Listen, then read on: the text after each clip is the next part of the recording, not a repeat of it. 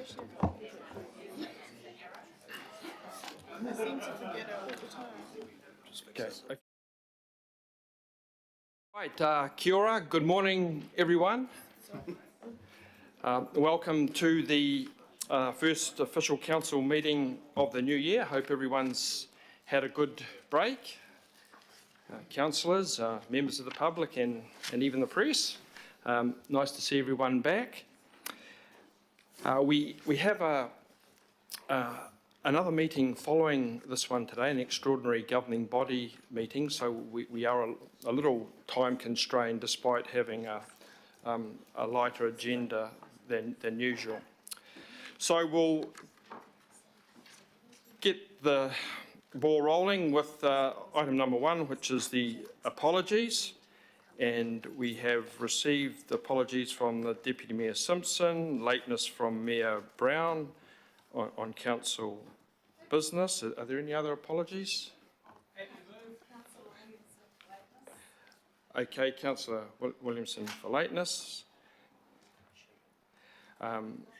Moved by Councillor Walker, seconded by Councillor Stewart. All those in favour? Okay, carried. We also have a number of councillors on electronic link who have notified the meeting, Councillors Newman, Bartley and Councillor Filipina. So we don't have to move anything with them. Item number two, any declarations of interest other than with the business of overseeing Auckland's transport and infrastructure.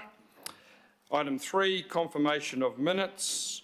The minutes for confirmation from Thursday 7th December.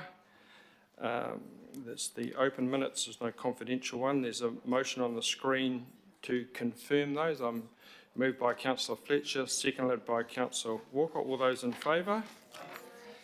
Okay, we come to the next item, which is actually an acknowledgement that I have to make, and that's to acknowledge the passing of Hugh Willis just recently, last month in fact.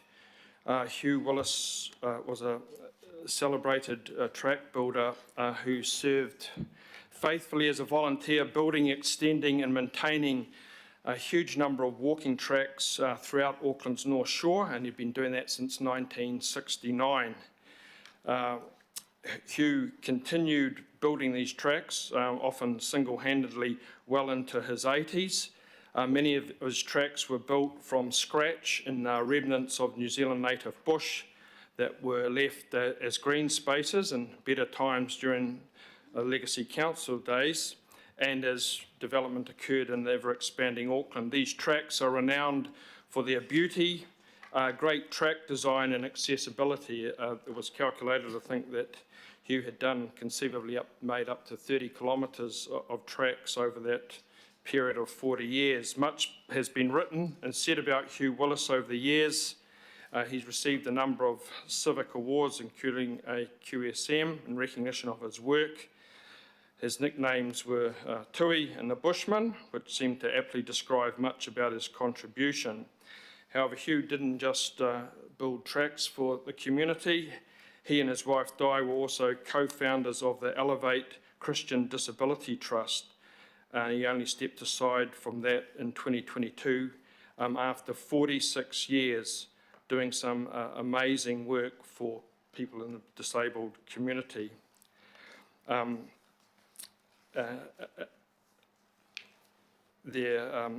Auckland article just a couple of years previously referred to Hugh as an 82-year-old hero. He's 89 when he passed away. In light of the work that he'd done for the community, it's a sentiment that's certainly very widely shared across the North Shore, including on one of the biggest high schools, the Westlake Boys High Schools, where Hugh, in addition to everything else, was a head of maths, a sports teacher, involved in a host of co-curricular activities for well over 40 years at all. So we acknowledge that passing and extend our condolences to the Willis family. The next item is petitions. We have no petitions, which bring us to item number 5, public input. We had 3 public input requests received. One was deferred. The Surface Light Rail group, due to time constraints, they've requested that their address be deferred to the March meeting, which we'll be happy to accommodate.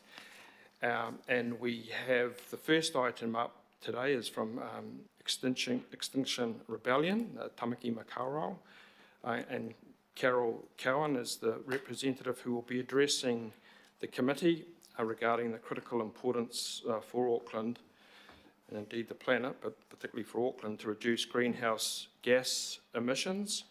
So we'd just like to welcome you to the front desk there, Carol. You press the little button on your right, which should have a talk sticker there. Thank you. And you have Great. 5 minutes to address the committee, after which we'll have a couple of questions. Okay, over to you, Carol, and welcome. Kia ora tātou. Wainy, Wainy, you and your council too.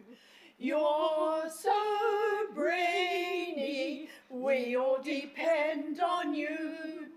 More bus, more ferry, more trainee, we need right now, dear Wainy. But no carrot, just stick, would be ethically sick, and your name would be in the poo. So congestion pricing with free peak hour icing, we urgently need from you.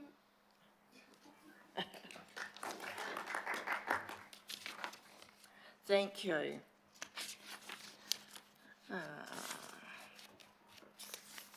Just a moment. Okay, I'm going to do this. I've got the wrong bits of paper with me, so I'm doing this straight from my head, but that's all right. I'll go straight to the next slide. Here we are. No, we're going to start here. You know about global warming. You know that it's dire.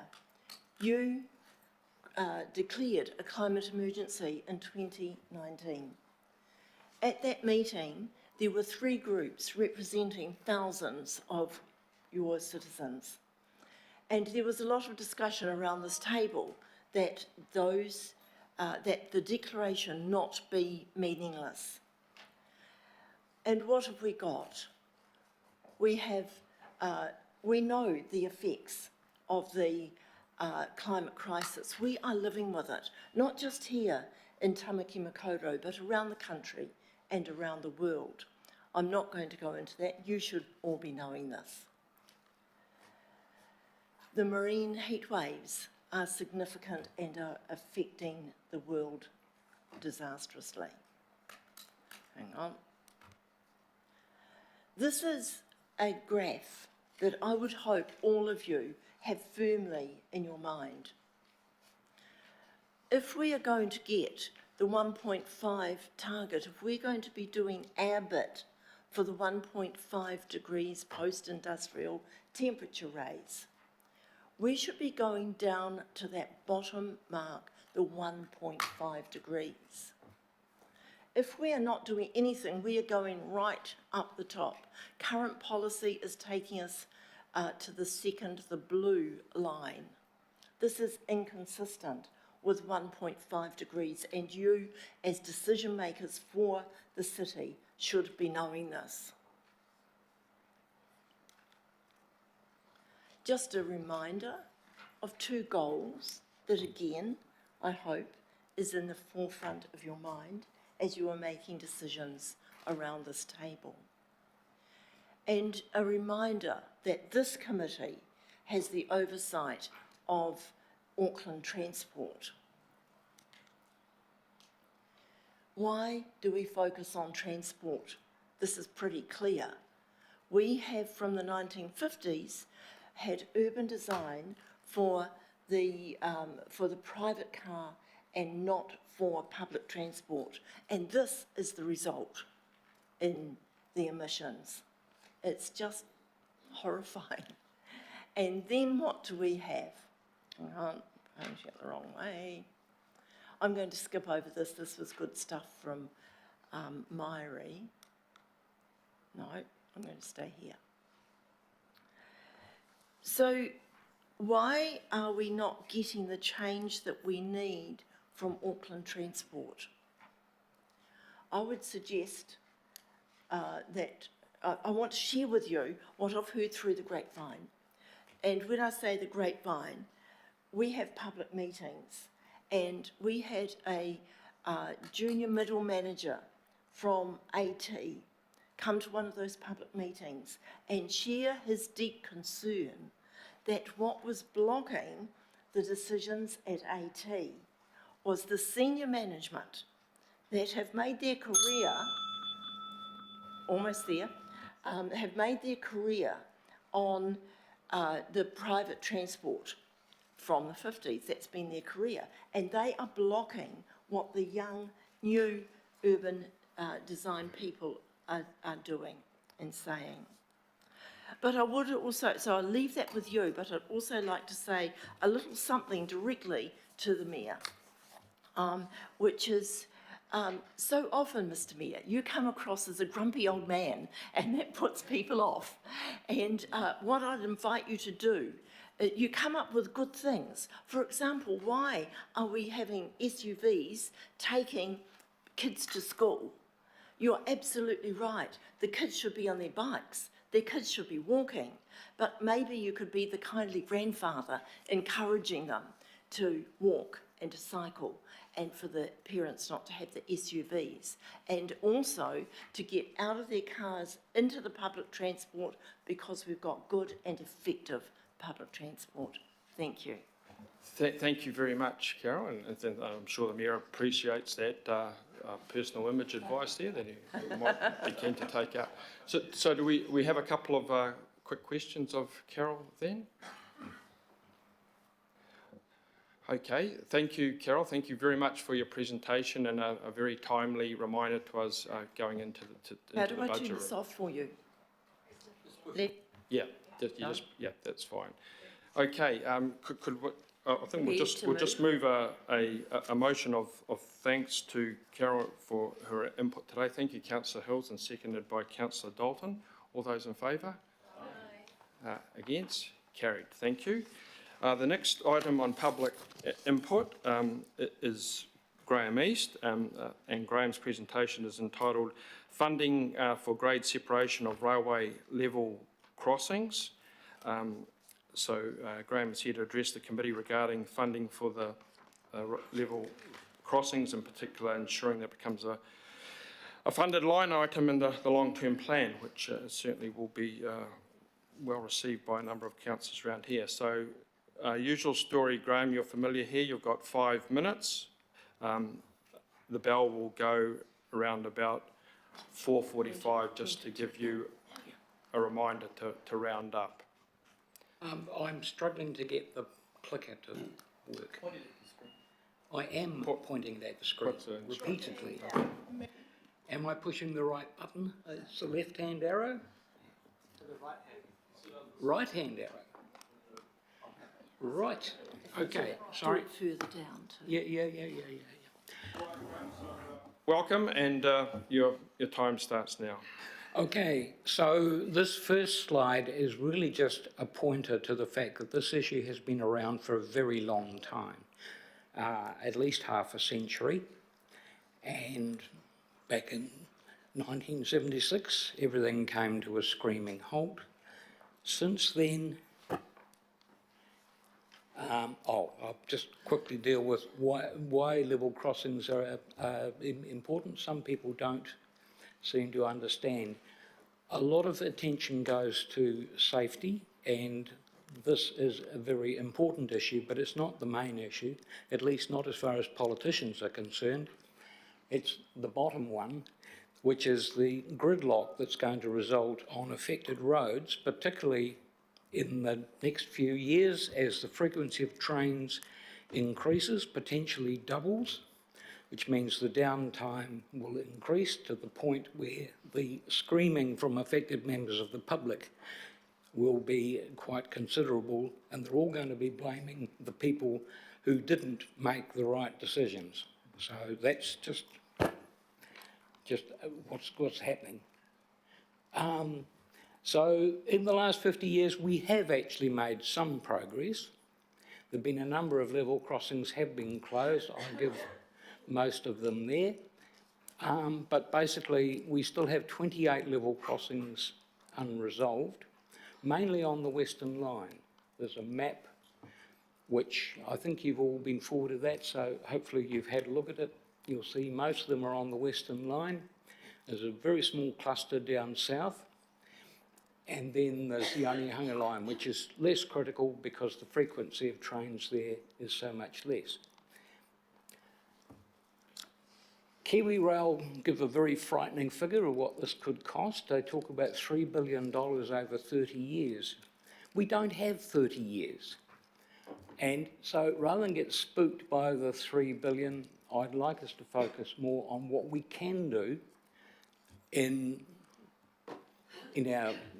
our lifetime, rather than talk about what's going to happen in 20 or 30 years. So we have the ATAP, which was introduced in 2016 as a joint agreement between council and government. And we're now up to the third version of ATAP. The first versions didn't have any dedicated funding for level crossings, but the third one most definitely does.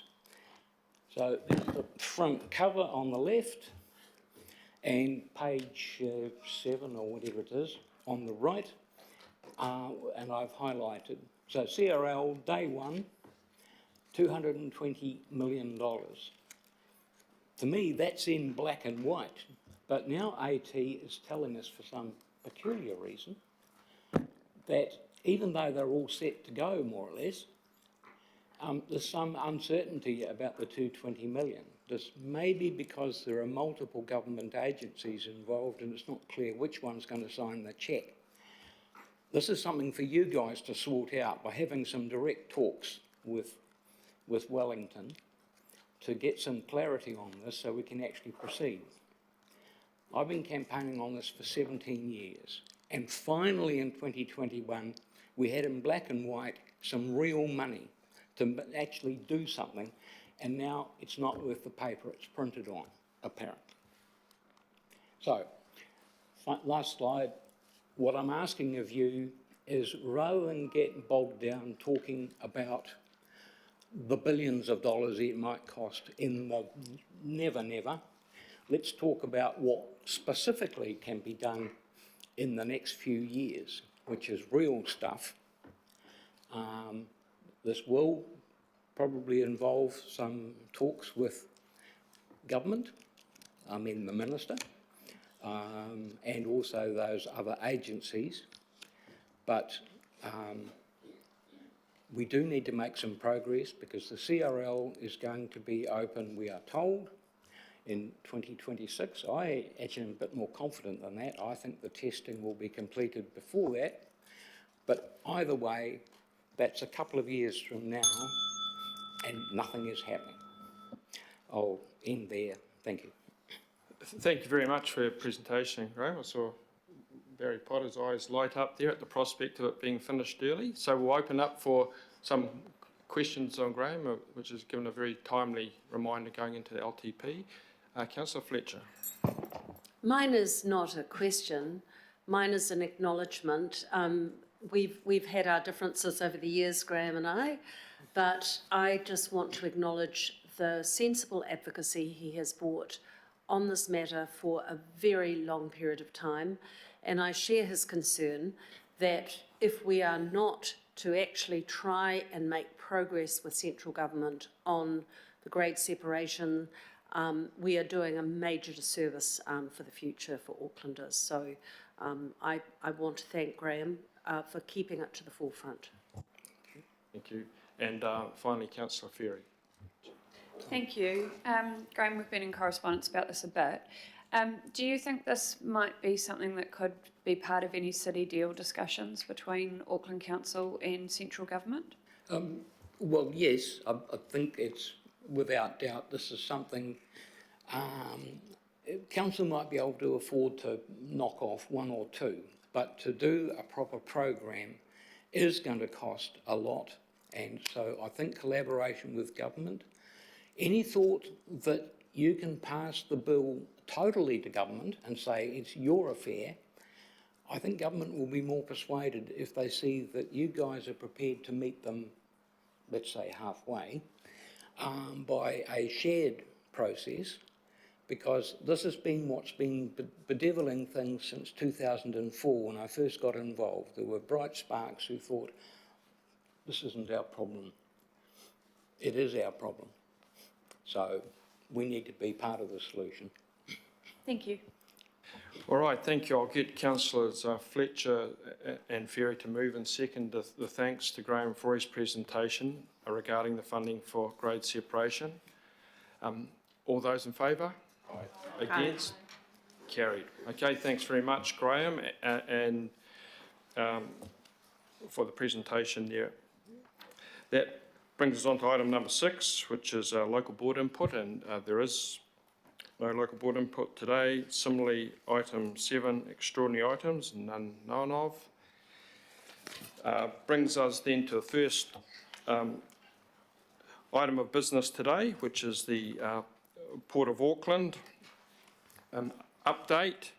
And we welcome Roger and Andrew once again to the front desk. Their presentation today, intriguingly entitled The Rail Challenge. So it's with a degree of interest. We'll see what that challenge is with the rail down at the ports. Welcome, Roger.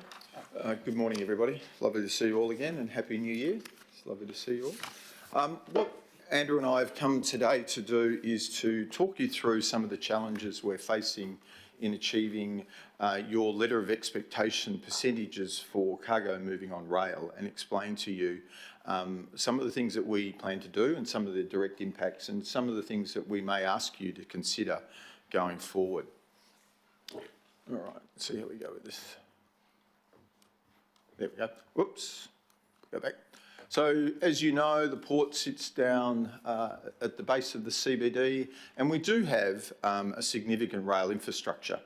As I've talked to many of you about, we represent about a quarter of all of New Zealand's containers coming in and out, around 850,000 and growing, and we are largely an import port.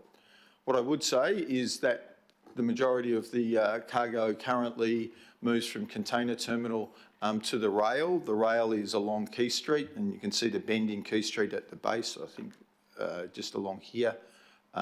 So you can see we've got the rail siding there, and that links then into the Kiwi Rail network. We've got 4 rail sidings which link to the main trunk line. We currently run about 3 trains a day, though that has reduced because of lack of demand. And we've got the capacity to move about 120,000 20-foot equivalent units a year. Right now, we've worked with Kiwi Rail, and we can increase that with limited investment to 170,000 if the demand exists.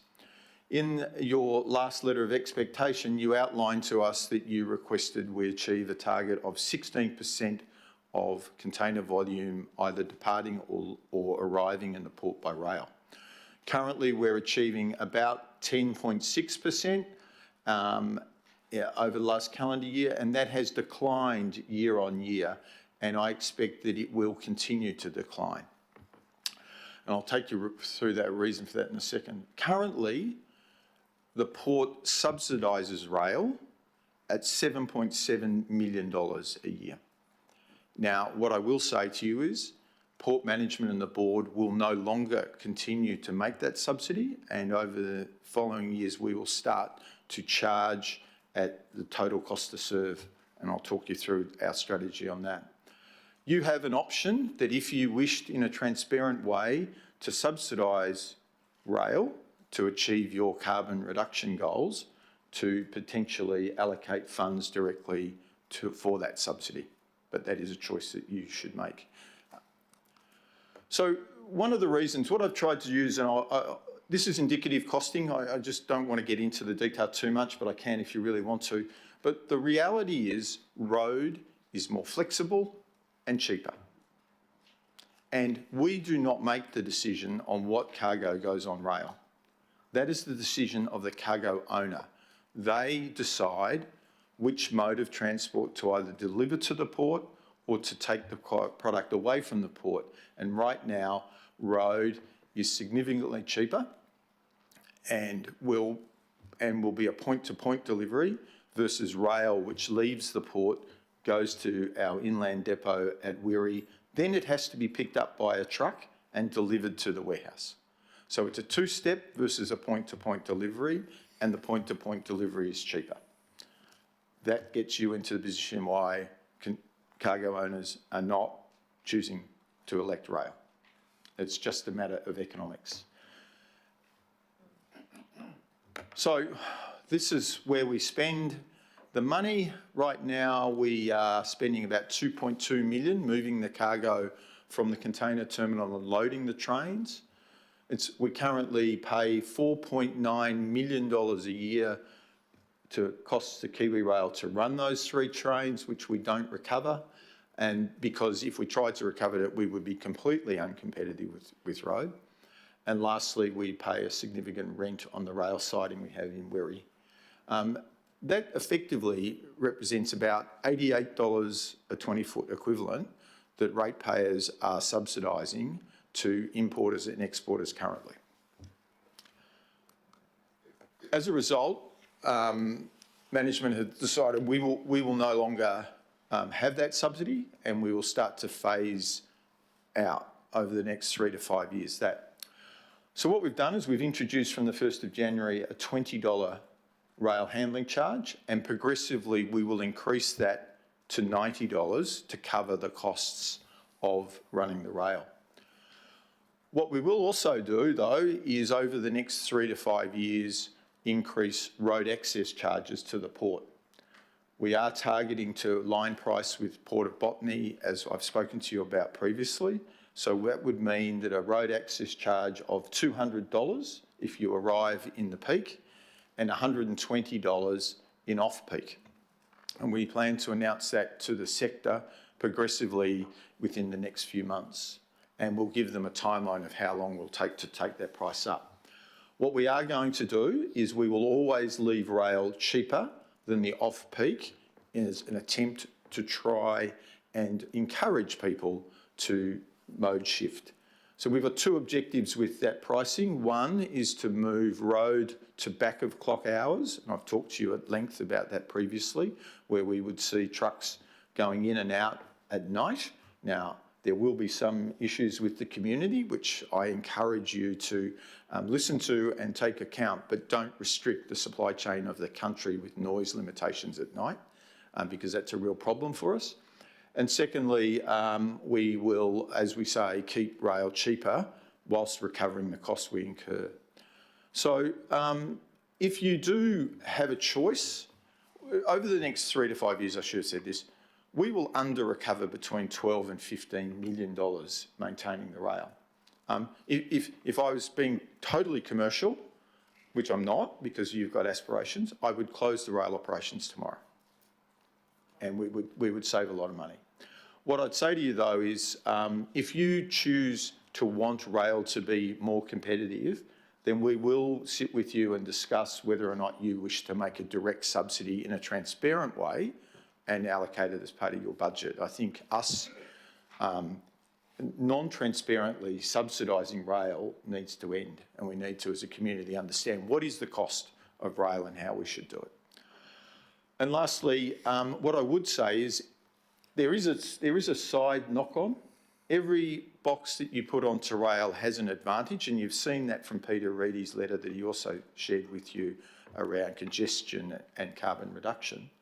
But you do drop our revenue because we won't get the booking fee from the beginning, and the delta is about, there's a couple of $1 million a year. So you will directly impact your profitability of the business you own by transferring more product to rail than road.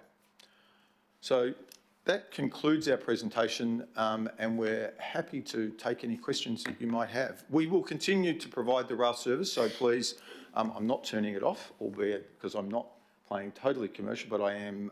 We will close the gap on this cost base. Thank you. Okay, thank you, Roger, for a very succinct and revealing presentation there. We'll open up to questions. Councillor Darby. Thank you, Chair. Thanks, Roger. Andrew. You'll be aware of the correspondence we've received from Kiwi Rail, and there's suggestion there in that correspondence that some of these costs have arrived at our doorstep due to earlier decisions, not you or Andrew have made, but a previous board has made, and that is to take rail further away from, I think, the ships. Instead of being able to land more directly, you've got secondary movements, they add cost. Can you, in the first instance, comment on the Kiwi Rail response to, I think they're seeing your presentation today, and they are suggesting that these costs are there because of Port of Auckland company decisions? Yep, I can. So a couple of points, if I can, on the Kiwi Rail submission. Peter's right.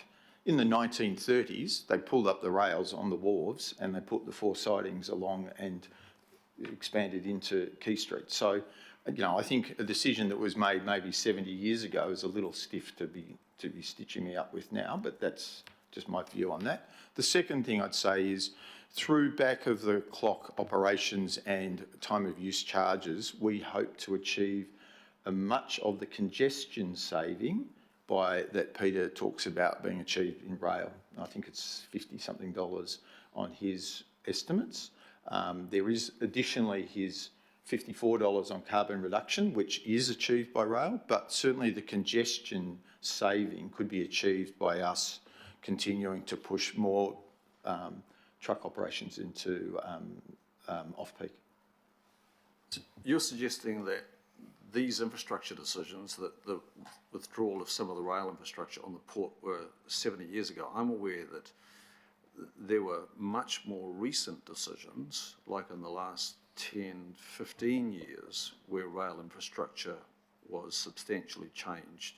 So just quizzing you there, Roger, are you saying that the rail infrastructure costs grew because of decisions of 70 years ago? I think Mr. Reedy is referring to more recent decisions of your predecessors, your more recent predecessors, not the ones that are long dead. Yeah, well, you have the benefit of history that I don't, is the best way I can answer that. What I'd say to you is the 4 rail sidings that are sitting along where they are today have been there for a very long time. So what other decisions were made in regards to the removal in the 70s of the rail spur that went into the container terminal, I think is maybe what you're referring to, on Ferguson North. I can't argue why that was done. My understanding is it was done to further enhance the capacity of the port's container operations predominantly.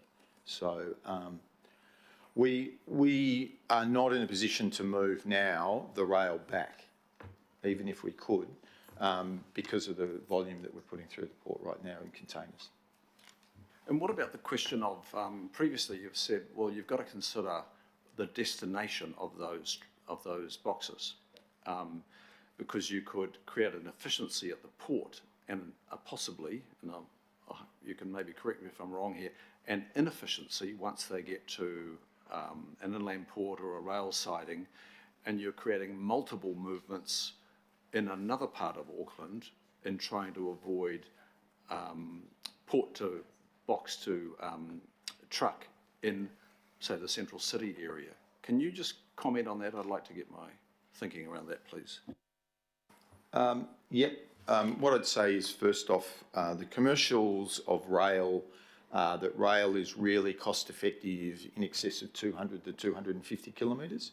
So to move let's say we were to move 170,000 containers from here to Wiri, where the majority of them go, or from Wiri they would be hubbed out to the airport precinct, which is now the largest logistics precinct in the city, you'd see increased congestion in the Wiri zone and on the roads to the airport precinct along the back. So that whole Park-Nui Drive and all that area, you'd see significant increases in traffic congestion. So you'd move the traffic congestion off the Strand or significantly reduce it, and you'd re-put it into Park-Nui, into the airport precinct and into Wiri. Last one, because I know there's others that want to ask questions here. So what is the solution to that? Because do we need more rail sidings? Do we need the big freight movers, I don't know, the main freights and whoever, they are investing in a lot of rail side infrastructure. Do we need a more strategic outlook and to ensure that there are more sidings so that trains can actually offload in multiple locations rather than, you know, the limited number that we've got now, to reduce the very thing that you've just described in Auckland South or wherever? Well, the Auckland Airport Precinct doesn't have rail, so we'd need to construct rail to the Auckland. Foodstuffs have built the largest distribution centre based primarily on road transport. What I'd also say is I think the solution right now, the lowest capital solution without a national decision, is to move to off-peak running. There's plenty of, you jump in a truck and leave the port at 3 in the morning, you're in Wiri in 20 minutes. You do it at 9 o'clock in the morning, it's an hour and a half. So for me, that's the simplest solution in the short term. Now, if you have carbon objectives that you want to increase rail, I respect that, then you'd need to have to, as part of the integrated transport plan, be starting to look in partnership with KiwiRail where to build more sidings, where to build more spur lines. And that's a major capital expenditure I don't know if you can afford. That's up for you to decide. Councillor Walker? Sure. Just around the rail versus truck circumstance, is there work being done on foresighting, forecasting out the changes that are occurring in respect of the move to electric trucks, which I understand are cheaper to run? They don't generate any noise. They can handle hills easily. And they're particularly suited to, well, shorter runs, and the runs we're talking about are largely shorter runs. So is that something that Port and KiwiRail are factoring in? And this change is happening fairly rapidly. No is the answer. And the reason it's not my responsibility to tell transport companies what mode to use. What I would say is we are working with the national road carriers on whether or not we establish charging facilities at the port for when the trucks arrive, if they're waiting. What I would say is that talking to the main transport providers, electric trucks are not living up to the expectations that they were expecting. They're massively expensive in the first capital expenditure. And then you're right, they're good on short runs, and the majority of the runs out of the port are within 16 to 20 kilometres. But all the transport operators I've talked to are not rushing to electric. Some of them are starting to use them on empty container runs because they're less burdensome, a lot lighter, but we're not seeing significant investment. I can't comment on what KiwiRail's doing. Sure. My question is really not around the electric trucks that are available now. I'm talking about, 3, 4, 5 years out when the production is ramped up. So I understand that. Councillor Ferry? Thanks. Appreciate this conversation about making transparent the congestion benefits from the rail aspect, and I think it shows some of the importance of Ports of Auckland being accountable directly to its owner around the owner's climate goals. So thank you for that. My question is actually in a different area because you're in front of us, and I don't mean this as a gotcha because it's only just come to me this morning. So I understand you may have to go away and come back. But I'm interested in the port's position on ships from the Zim shipping line, which supports the Israeli conflict in Gaza. And in particular, I'd like to know what rules we have around dealing with shipping lines that are moving weapons, in particular, potentially white phosphorus, which is against international humanitarian rules. No, I can answer for you. So first off, Zim ships do not visit the port. They have withdrawn from the market. Ships, their own ships, they are on vessel sharing arrangements with other shipping lines. So Zim still operates within New Zealand, and they are moving their cargo on other shipping lines. So that's the first point of clarity. The second point I'd say is it's neither the responsibility of the port company, and I'm not sure what bounds of legislation for council is, but it's the decision of central government to make any decisions around restricting trade of organisations and other limits. So at this stage, we continue to process cargo as delivered by all lines. Thank you. Good question. Councillor Sayers.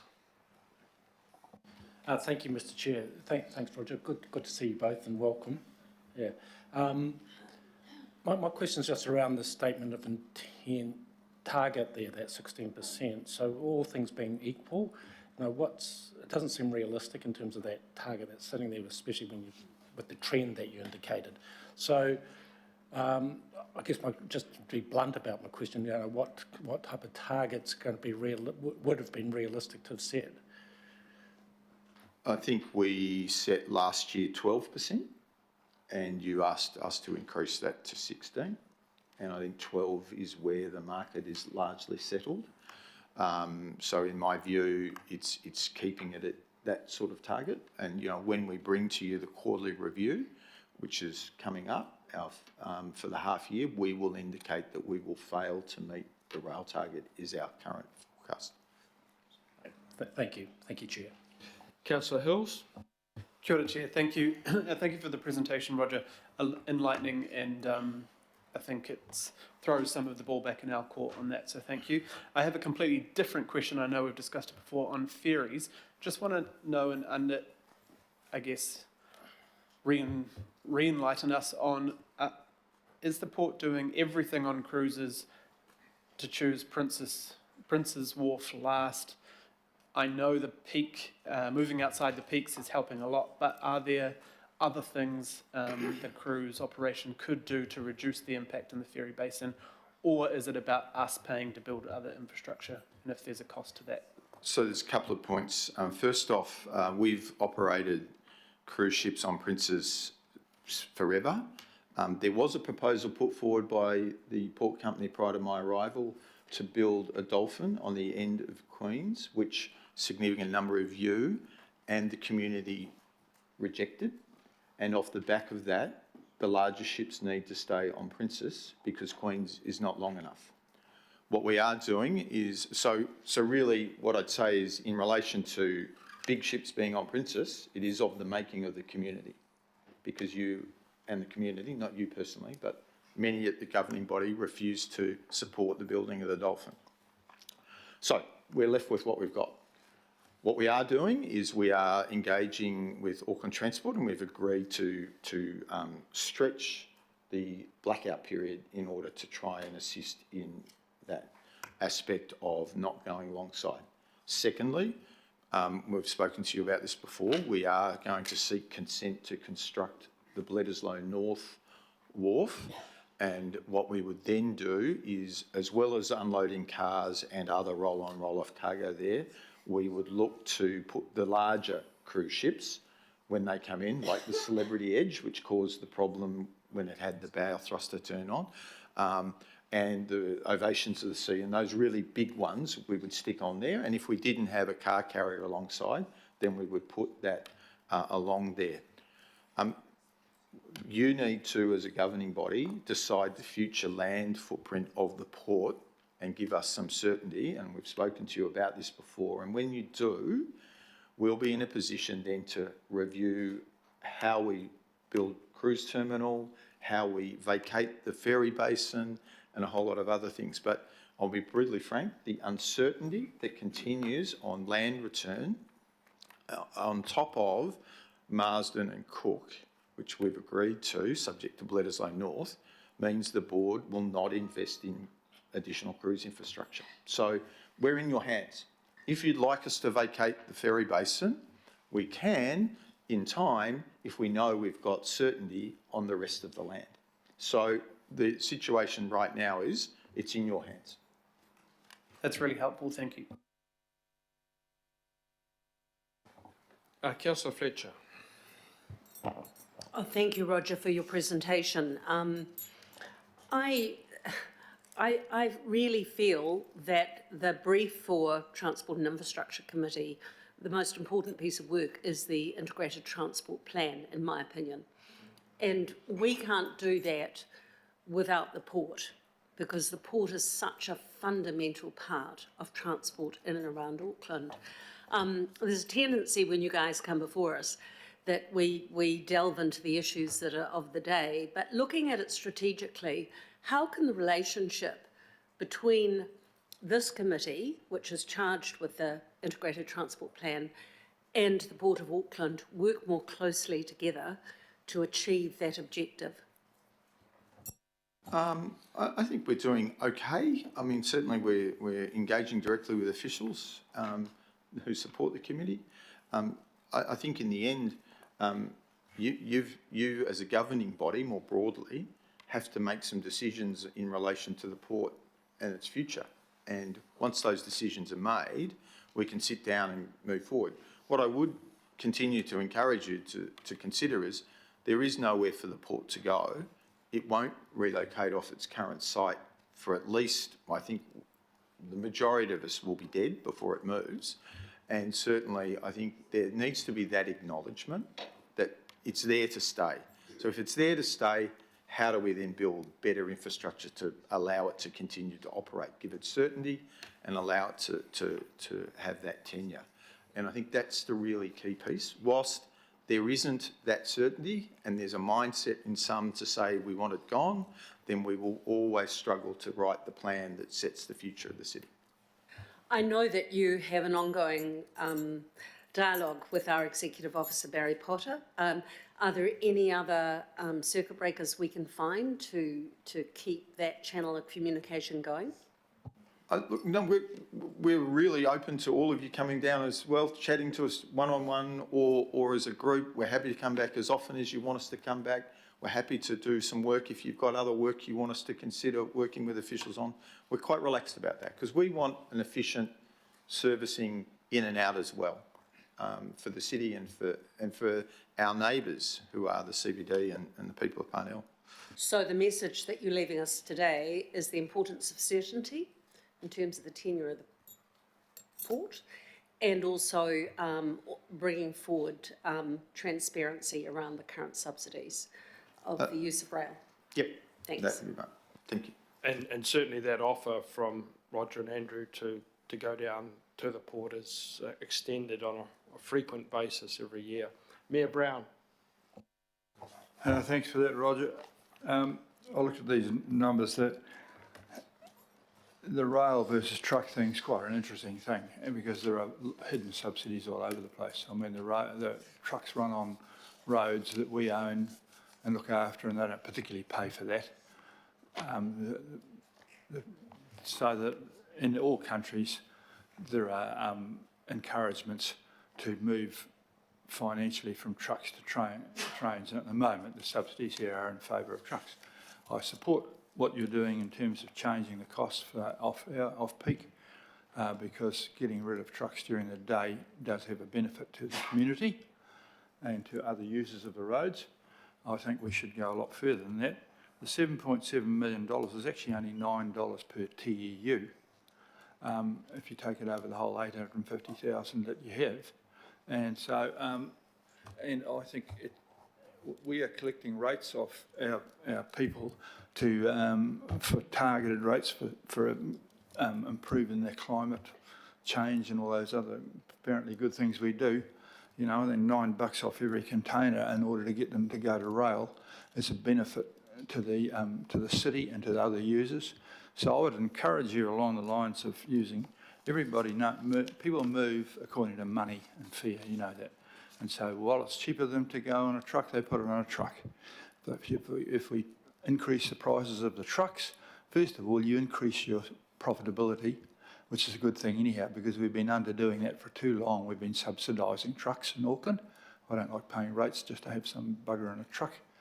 And so I think that the movement to the night ones is good. In my view, there just isn't enough difference between day and night. And I'd like you to recover the $7.7 million from the day users, and so that it becomes equalised. And if you'll find that there will be, and there are other advantages to you because you decongest the port with the ability to cart stuff, empties out to Wirral as well. So I think it's great that you've highlighted where the current thing stands at the moment. But get rid of the subsidy by charging the day users of trucks more. And we'll put up with the political flack of that. I'd rather have the truck users pay more for that than rather ratepayers having to pay for it, because we have some fairly bizarre funding that we collect for climate change, which is not really invested as cleverly as all that. But definitely pushing stuff off a truck onto a train is a climate change win straight away. And so I'm pushing for encouraging your board to be a bit more progressive with it. I support entirely the way you're running and you are moving that way, but bump it a bit more and remove the subsidy for the trucks. Because it's not, we're complaining about having to put in a subsidy for trains. We're subsidising trucks, let's face it. And so that's my move on that one. And we'll see how we go. But we'll be watching the responses from the board, and I'm very happy with the way you're moving the port, and I'm very happy with the improvements we're getting. You're just getting the same nudge that AT are going to get in a few minutes. Better, faster, cheaper, move more, and do it. Be a bit more aggressive. And that's early warning for Dean. What I'm going to tell him in a few minutes. Okay, thanks very much for that. Thank you. Councillor Foley.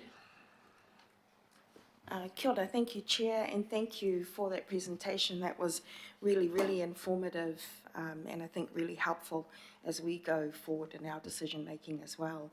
I just wanted to ask about the containers going to Wirral and the containers going to the airport precinct. What percentage of containers are going to Wirral and what percentage are going to the airport precinct? And if you're able to tell me the ones going to Wirral, what percentage are going there by rail versus road? And then with the airport, there's no rail option.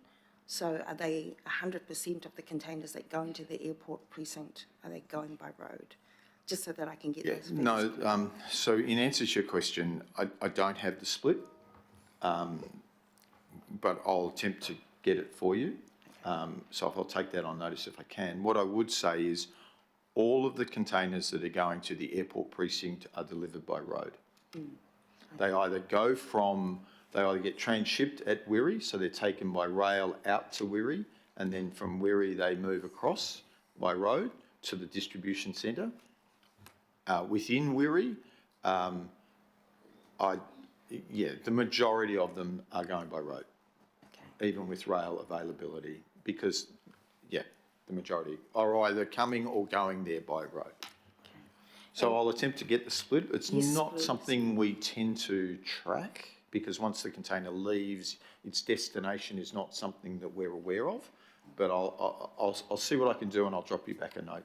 Okay, thank you. Nice. I'm just interested in terms of if the airport precinct is growing as a destination for our containers, and based on what you've said, that is the case, then for us to meet that 16% target, we may need to lobby the government perhaps for a rail option to the airport or something like that. So it would be good to know what the figures are so that we can think about that going forward. Kia ora. Thank you, Chair. I know that Main Freight are looking to open an Onehunga siding and put on a rail, so we're working through that with them. So most likely what you'd see is rail to Onehunga, road from Onehunga to the airport. Okay, Member Brown.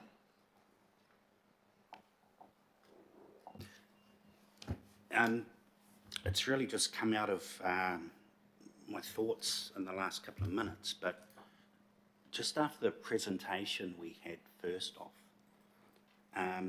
I don't know if this is a question or a comment, but there really needs to be some sort of incentive or incentivising to make this shift.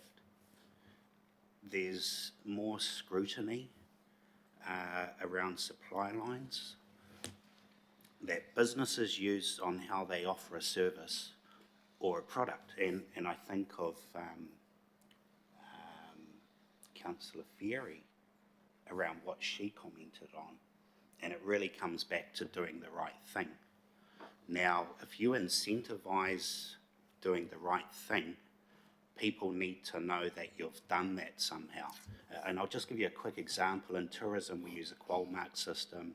It sort of audits what you do and gives you a mark, gold, silver, bronze. And I'm just wondering if there was some way to incentivise those that are doing the right thing and do have their supply lines scrutinised, if there was a way, and it's probably not incentivising, it's almost pressure around utilising the rail system. Has there been any thought around that? I think each organisation that uses the port has certain commitments on its supply chain. Certainly larger organisations like, we'll say, Kmart, Farmers and all, do that. The reality is New Zealand is a country of small and medium enterprises, and they probably don't have as dedicated a commitment as you would like them to have. That's a situation. So we don't get involved in auditing other people's supply chains and mapping their carbon footprint, etc. We provide a carbon calculator for our customers to allow them to calculate their carbon footprint from their cargo, and we've done that as a free service to encourage them to see alternate options if they are committed to the carbon reduction. But it's not something that we would see as our core business to get involved in. Yeah, no, and I knew you'd say that, and you're right. I guess it was just pulling something left field to shout from the rooftops, hey, we're doing the right thing. Who implements it, who audits it, sort of by and by. But it is becoming increasingly clear that people are looking at how things are made and delivered to them. And those with a conscience around trying to get rid of some congestion or a better carbon footprint will look at that and say, I would pick that over this one, who seems to be not really making an effort. I just wanted to, maybe that's a comment, that's all. Yeah, it's a fair point. I mean, you know, I worked at Air New Zealand for 6.5 years, and I was always staggered at how few people offset their flights. A lot of people talk about it, but when they're then asked to put in some money, it doesn't happen. Yeah, good point. Yeah. Thank you. Yeah, good question, but I think there are increasing number of companies who are aware of their public perception, and I think that's something they would think of. Councillor Turner. Thank you. I just want to say thank you very much on my behalf. I want to encourage you to keep it black and white. It makes it easy for me to understand and communicate to my electorate. Tomorrow we'll be hammering you about not enough profits and returns on our asset, and today we're hammering you with all the little stuff that you can do for us to help us out. Keep it black and white, please. Thank you. Councillor Darby, you had a short question to come back at? Yeah, just a short one.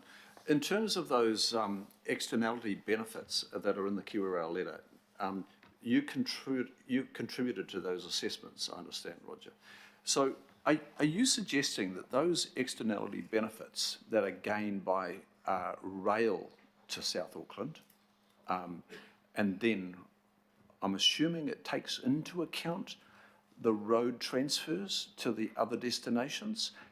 Does it do that, or is it just the main shift from, is it comparing road from the port to the South Auckland destinations, like complete end of journey, with rail to the rail head and the inland port, or does it also take into account the subsequent road trip?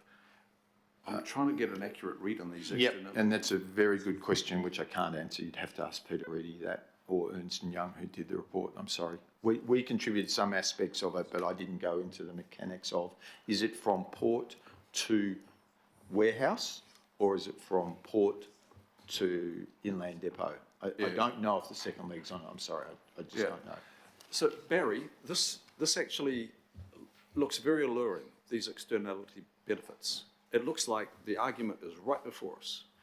So my question is, what destination is that being measured against? Can we check as to, are those benefits at 17 to 26 a box, are they from port, say rail, port to ultimate destination via inland port, if by rail, or road from port directly to destinations? Because otherwise we are at risk of capturing this, running with it, and going, yep, up your charges or whatever, but we're actually just shifting a problem to other parts of Auckland. I think if you have a look at the breakdown, the $45 a TU of congestion, you'd get a lot of that by back of the clock running on trucks, because you take them out of the peak hours. So that is there, but you could get that by simply trucks working 24/7 rather than like they do now, 18 hours a day largely. The second piece is you would you'd probably get some carbon emission reductions from better running. A truck that spends 90 minutes doing 20 kilometres versus a truck that takes 20 minutes to do it would have lower emissions again. So I think that I agree that, I support Peter's work on this, so I'm not saying it, but I do feel we can achieve a lot of these externalities through driving the trucks into the evening. Now that has some challenges for urban planning, some noise restrictions that you've then got to also ask yourself where you weigh those up between people's condition, living at home and having the truck arrive at Countdown Mount Eden at 3 in the morning because it's doing, versus being set limits on when you can deliver to it. So that's one of the challenges I think you've also got to balance up as a governing body. Barry, can we just get a clarification, because it's pretty fundamental? Yeah, Thanks. so Barry's made a note of that, and he'll get back to the councillors on that. So that concludes the question. Thank you very much, Roger, for typically an informative and helpful presentation this morning. I don't think there's any necessity to debate anything. Okay, so thank you. If you step back, so the motion is to receive the update from the Port of Auckland, and we do have a couple of councillors that want to speak briefly to it. Councillor Fletcher. No, I was just going to move. Oh, okay. Councillor Fletcher will move it. I'll second it. And Councillor Darby wants to speak to it. I wasn't going to raise this in the question because the main focus was on rail today, but Councillor Hills raised it, and that is the question of the incredible congestion we have in the cruise basin due to the conflict with cruise. So I have been in discussions, and Roger has been really proactive on looking at extending the cruise exclusion windows. I've been asking for an exclusion of an extra hour in the afternoon and an extra hour in the morning from 5 to 6 through to the current exclusion commencement time. Chair, we've got a big issue in the cruise basin. This is not going to be resolved just by Ports of Auckland and us asking them to do work. It's not even going to be answered and resolved by putting Ports of Auckland together with Auckland Transport and the Harbour Master, and they're already working together and working with the cruise industry. I think there's a much bigger discussion that we have not had, and I would like to see us have, and I'm not sure, Barry, where this discussion really kicks off, is what is cruise for Auckland? Do we choose cruise, or do we just take what turns up and clip the ticket, pump fuel into them, provision them a little bit, and a whole bunch of people scatter across Auckland? There is resentment to cruise tourism growing all around the world. I just don't want to see us in a situation where we're a Barcelona or many other cities that resent cruise because we never shaped cruise. We never thought about cruise, and the only cruise assessment reports that I've ever read are written by the Cruise Industry Association, which are conflicted. So there's in my view, there's an important body of work that we need to get underway. We need to start thinking about what cruise brings to this city, what it contributes, how we can shape that, how we choose cruise. And not just for the city, but working with other cities so that Aotearoa New Zealand chooses cruise and we shape it for us. And the cruise lines, they get their benefit too, they get their financial returns. But cruise is changing dramatically, and we are seeing at one end of the scale bespoke smaller vessels, Viking Line and others, but we're also getting the cattle class at sea mega ships where many of those people will not disembark because everything, the joy is on board and the port is almost secondary. We've got some massive problems right now, just the one in the cruise basin with the conflict. In December, early January, we had over 100 ferry services cancelled or delayed significantly. We had tens of thousands of Aucklanders who were not getting to work, employment, places they want to get to, all the others, because of the conflict with cruise in the downtown ferry basin.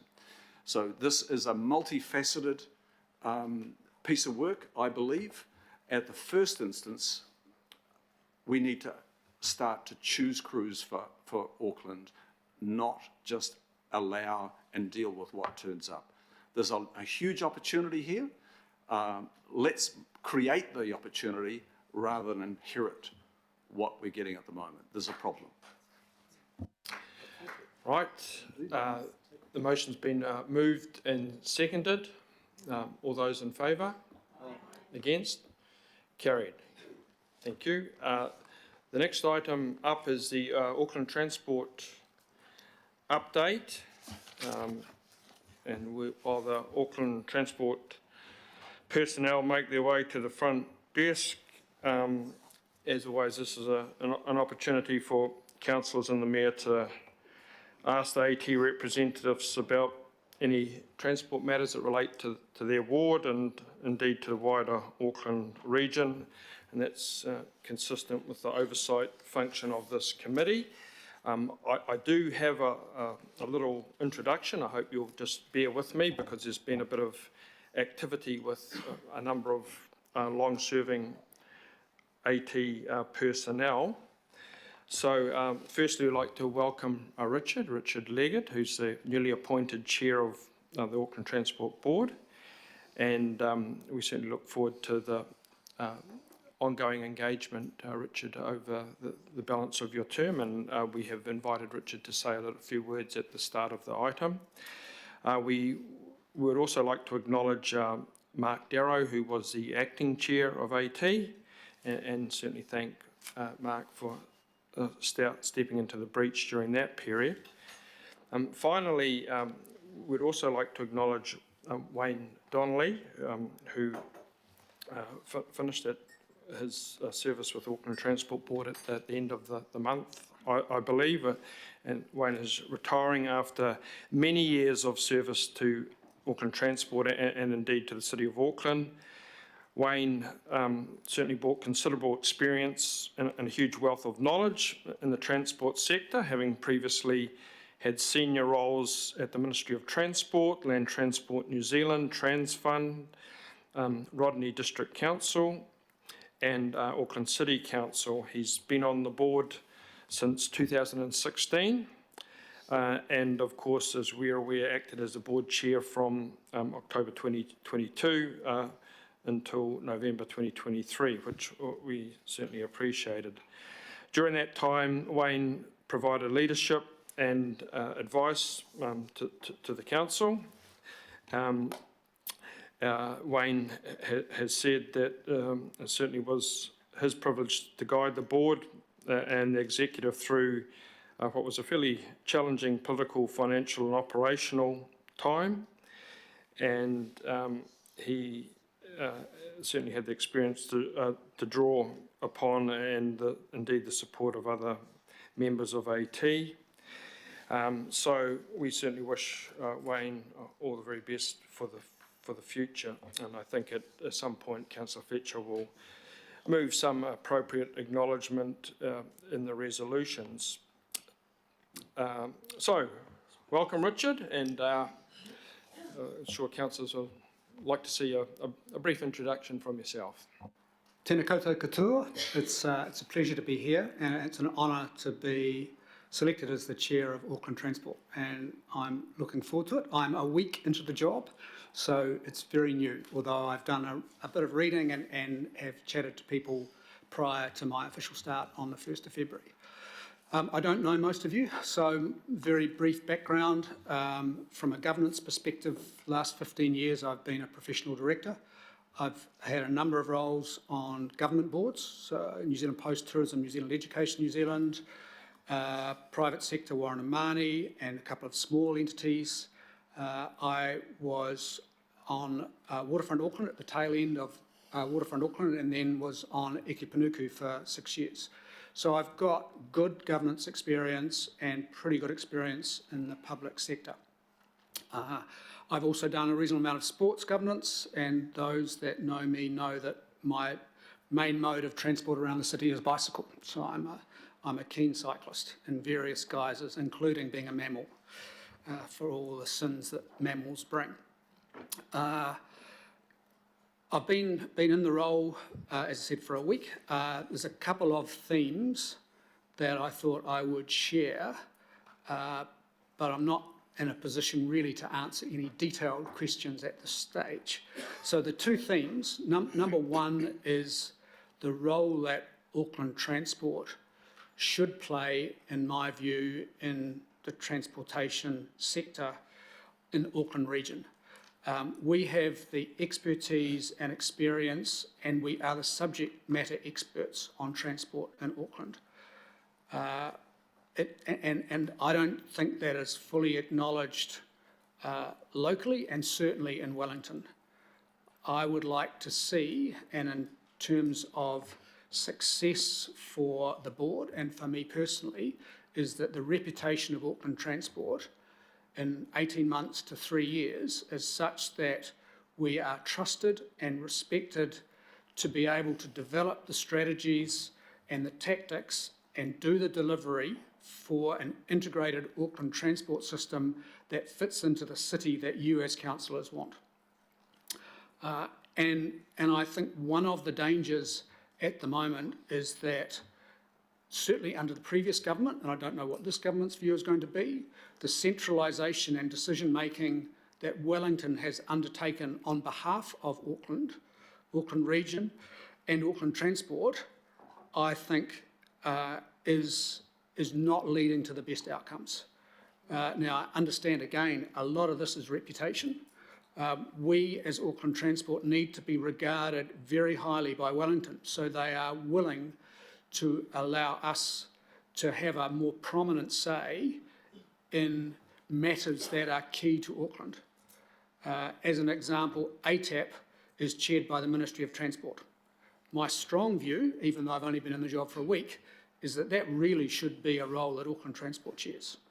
And we bring in, and Councillor Fletcher mentioned before, the Integrated Transport Plan. We should be at the centre of that.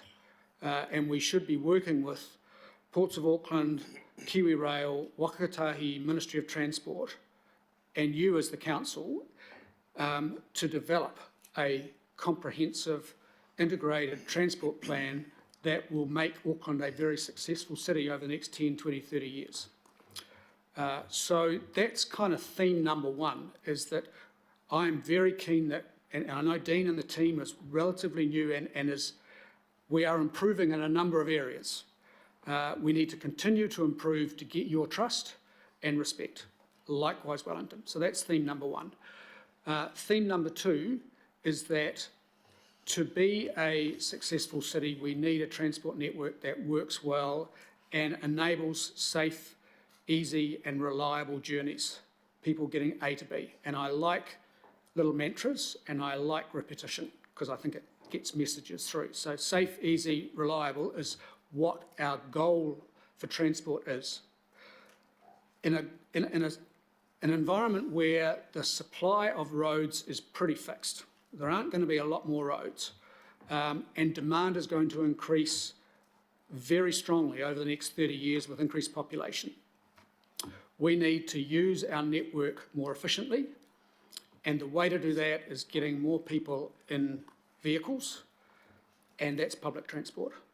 So my second theme is public transport is the absolute key to ensuring that we can deliver a city that you want and shape. And look, it's starting to go quite well. We are seeing upwards of 20% growth year on year in public transport. We are over the crisis of the bus drivers. The ferries are starting to deliver, and we have some very good things coming. The Eastern Busway, the Northwestern Busway pop-up, and CRL, as well as open loop ticketing, will all be significant catalysts that will encourage people to use public transport more often. So I would like to think in 3 years' time that we are starting to develop a public transport network that is desirable to Aucklanders, is efficient, provides safe, easy and reliable journeys, and is seen as something that complements and quite often substitutes for use of private vehicles. So they're my two key themes. And from Auckland Council AT relationship, we want and would like you to provide us direction of where you want the city to go. But I think that you need to have faith and trust in us that we can develop the strategies and the tactics and do the delivery to ensure that Auckland City, 10 years, 20 years, 30 years, is the type of city that you want. That's me. Right, thank you, Richard, and we look forward to developing those themes in tandem with Auckland Transport. Okay, and without any further ado, over to you, Dean and Stacey, to present the update for the last couple of months. Yeah, kia ora everybody, and it's good to be back in front of you after a few months' break, and I'm looking forward to today. We've got, across the agenda today, we've got a number of specific topics, including temporary traffic management, time of use charging, our dynamic lanes, and I'll be inviting a variety of our team that lead those individual programs of work to the table. And of course, we've got Stacey here that will pick up on the public transport and peak season readiness. And we've also got Hamish Bunn, who will lead our response on the draft regional land transport plan. But can I just start off with some recent highlights? Given that the last time we met was in December, you might recall we went out with what we called the Great Summer Road Reno. This was our way of reminding Aucklanders that whilst we wanted to, we couldn't actually get out and do a lot of road renovation the previous year because of the flooding. And that was a great success for us. The objective there was to remind Aucklanders that we're back, we're able to get in, we're able to do road rehabilitation, renovation, remediation, and that they would see us, that we would be present. Yes, there would be disruption, but the objective is a good outcome. And we've had really strong support for that. So the role that individual councillors have played, and on local board, likewise, I know many of them aren't here, has been really important. And that program is on track. We've completed, as at the end of December, about 155 kilometres. We've got another 40 in January, and there's more to come over the balance of this summer season. I was really pleased too, over summer, there was no deaths on the roads in Auckland region. So that's a good outcome. The Eastern Railway line is open for rail, which is good, but we've still got a lot of work to do with Kiwi Rail between now and CRL go live. There's a lot of work still to be done on the rail network that will continue to be disruptive. Like Richard said, really pleased with the bounce in public transport patronage. Last week, we were averaging 92% of our target, and that our target was 100 million passengers month on month. late last year or early this year. So my guess is we'll be as close as anything to achieving that by the end of March.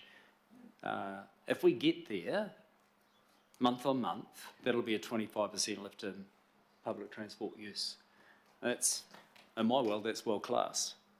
But we won't be finishing there. We'll be pressing hard and kicking on. Really pleased to have Richard on board and to settle the new board into its stride. If I can just make a comment about governance and the board, the constant change at a board level does impact your ability to deliver. You need that consistency, and so I welcome you, Richard. That consistency of focus, strategic oversight and insight is going to be extremely valuable. If I can, I've got the clicker.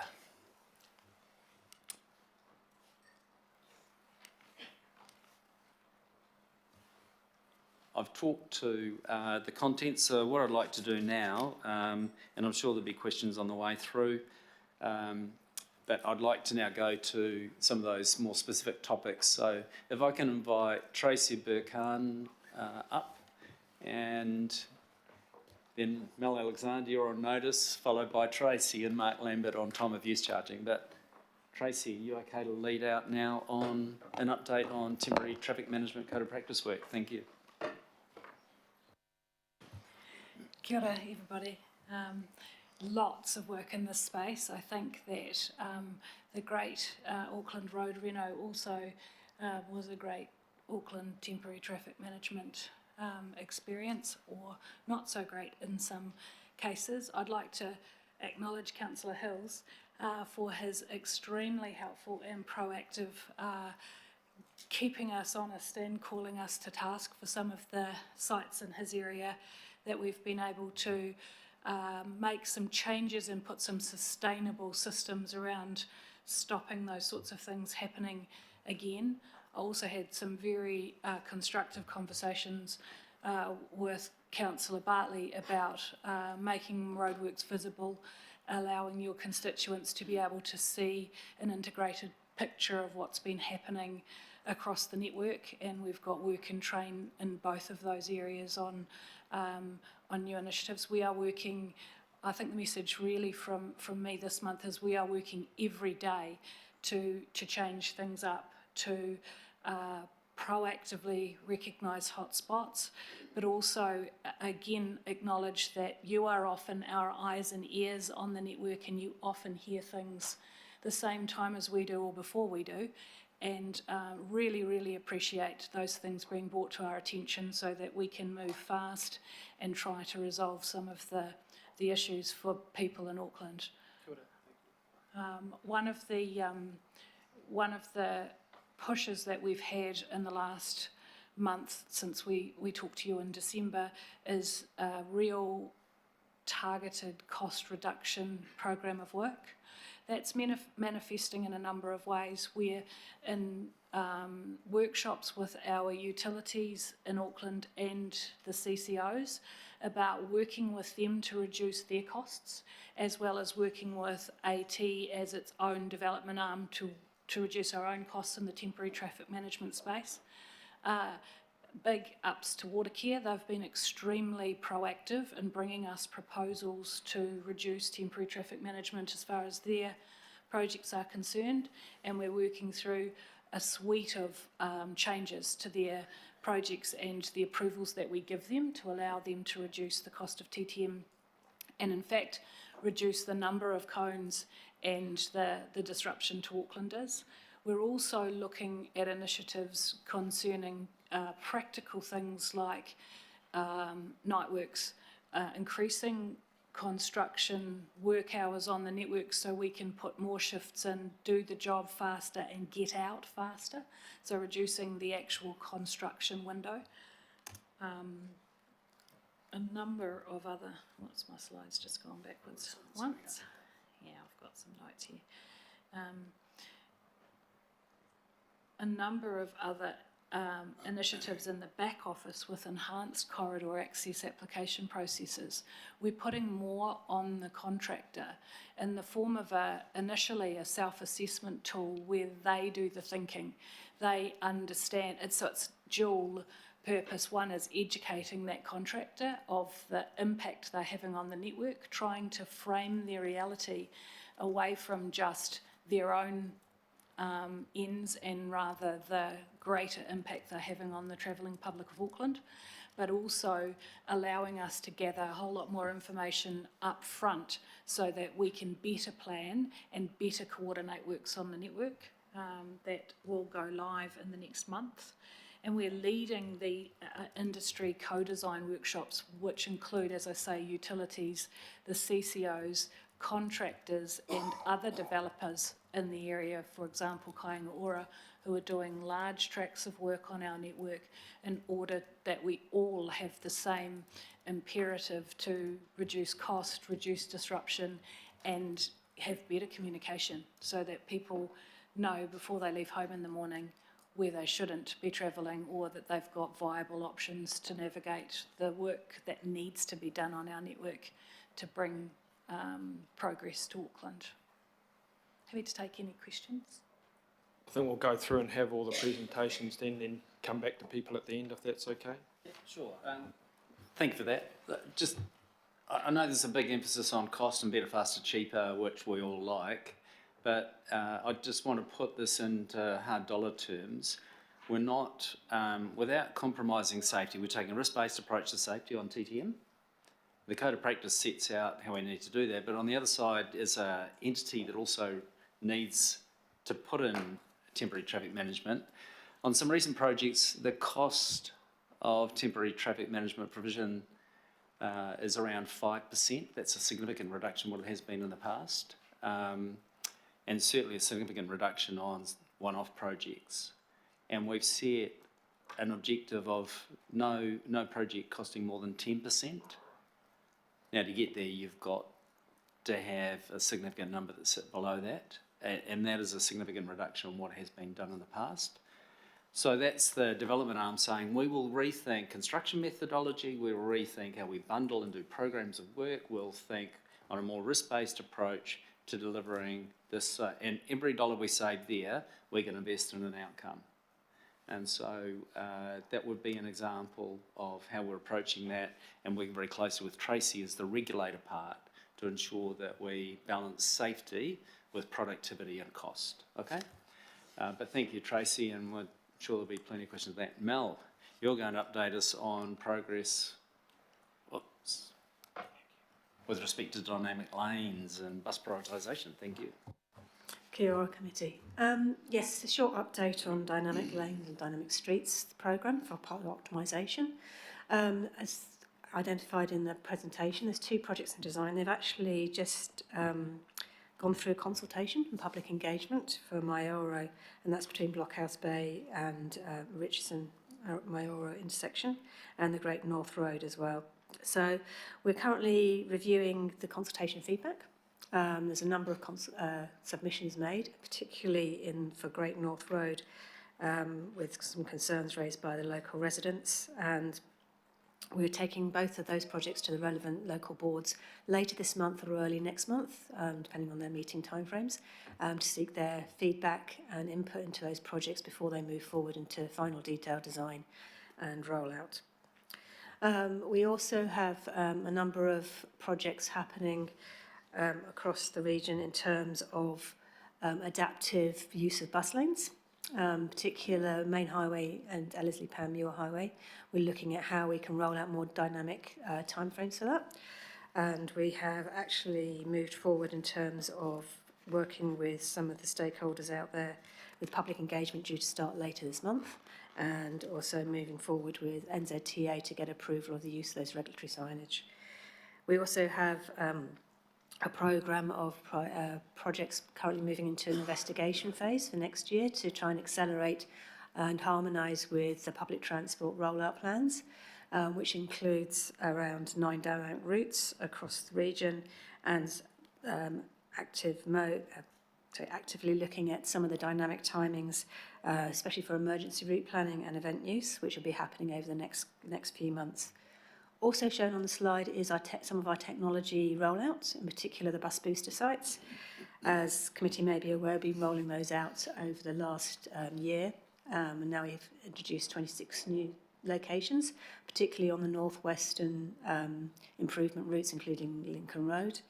And we're currently investigating a next tranche for development and rollout in the coming year. There's also improvements happening in terms of real-time optimisation based on technology such as cameras to help support when we have incidents on the network, and also identifying where we can reduce congestion and delays and operate signals more proactively and quickly. That's a very short update for committee. Thank you. Thanks. All right. If we can, Tracy and Mark, if you could join us, give us an update on time of use charging. Thank you.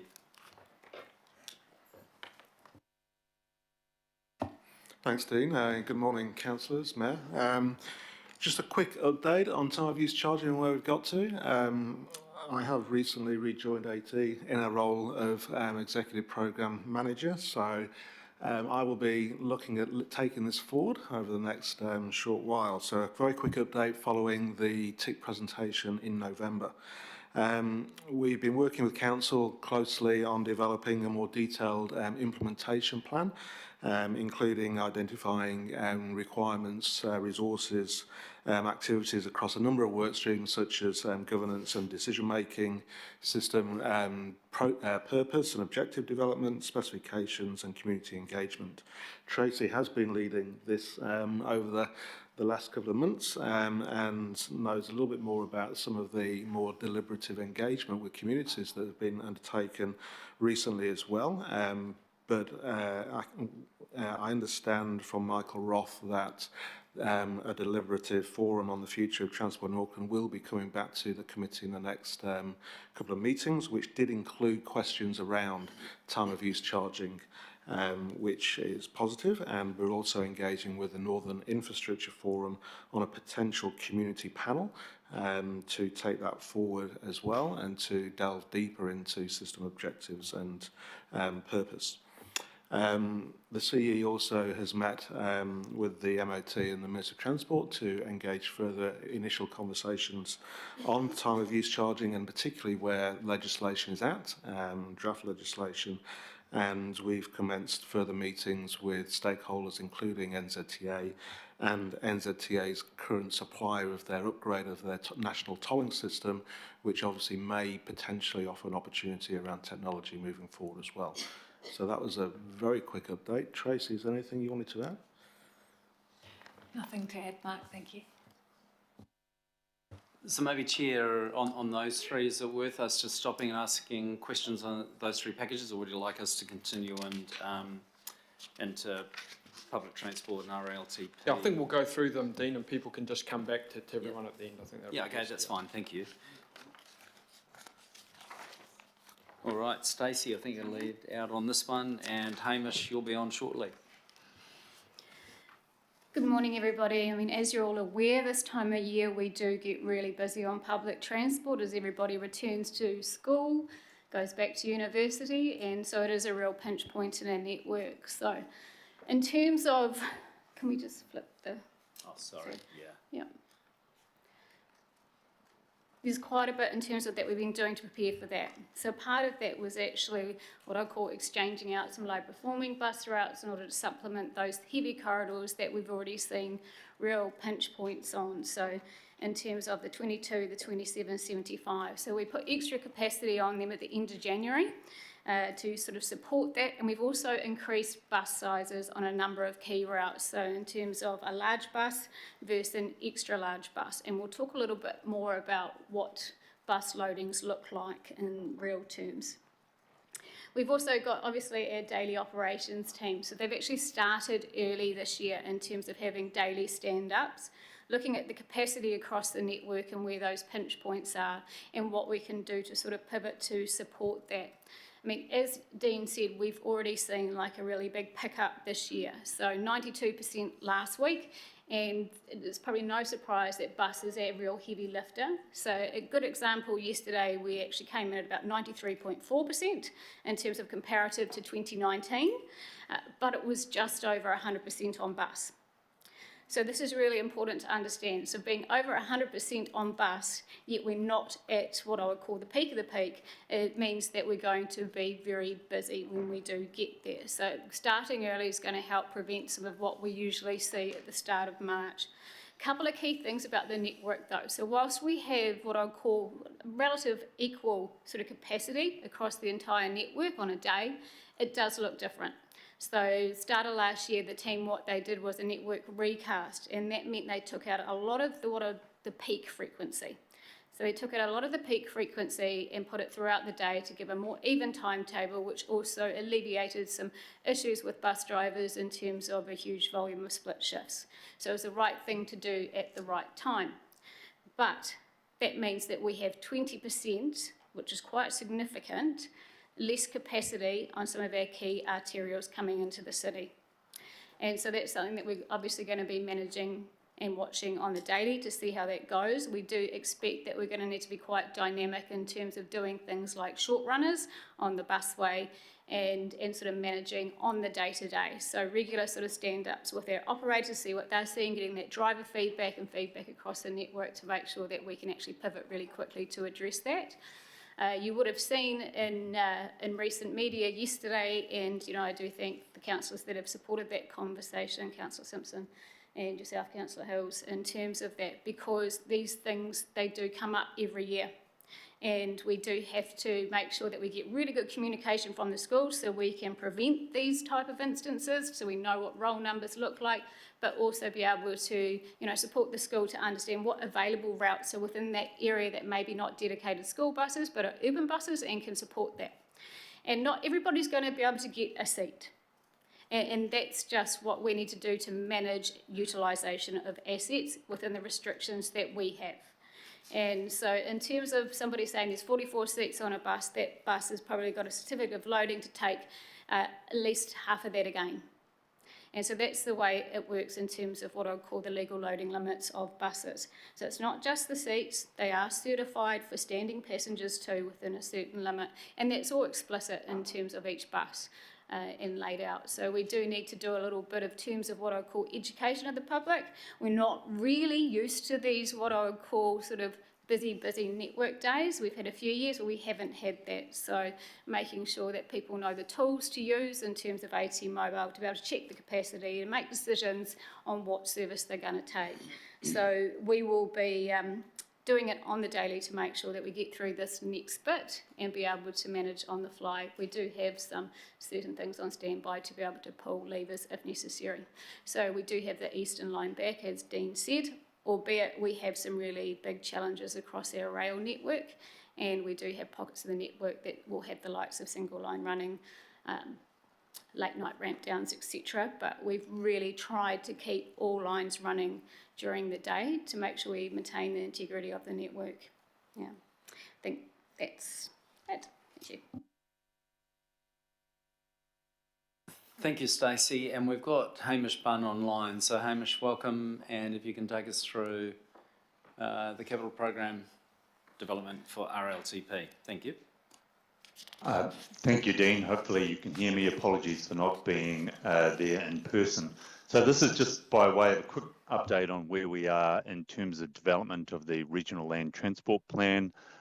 You'll all recall that we've been through the process of developing the long-term plan with the Mayor's proposal that actually gives us quite a bit of direction in terms of what should be in our capital program and the operating funding that's associated with that going forward. And then that has now come through in direction to us in the letter of expectation. So there's already a lot of direction in terms of the evolution of Auckland Transport's capital program coming through the long-term plan.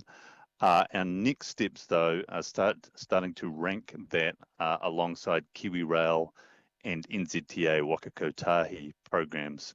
One of the key issues that we are facing, though, is that until the agencies have the government policy statement on land transport, and until we have it as well, then some of the government direction isn't available. And we've been advised that the draft GPS is now not expected until the end of February.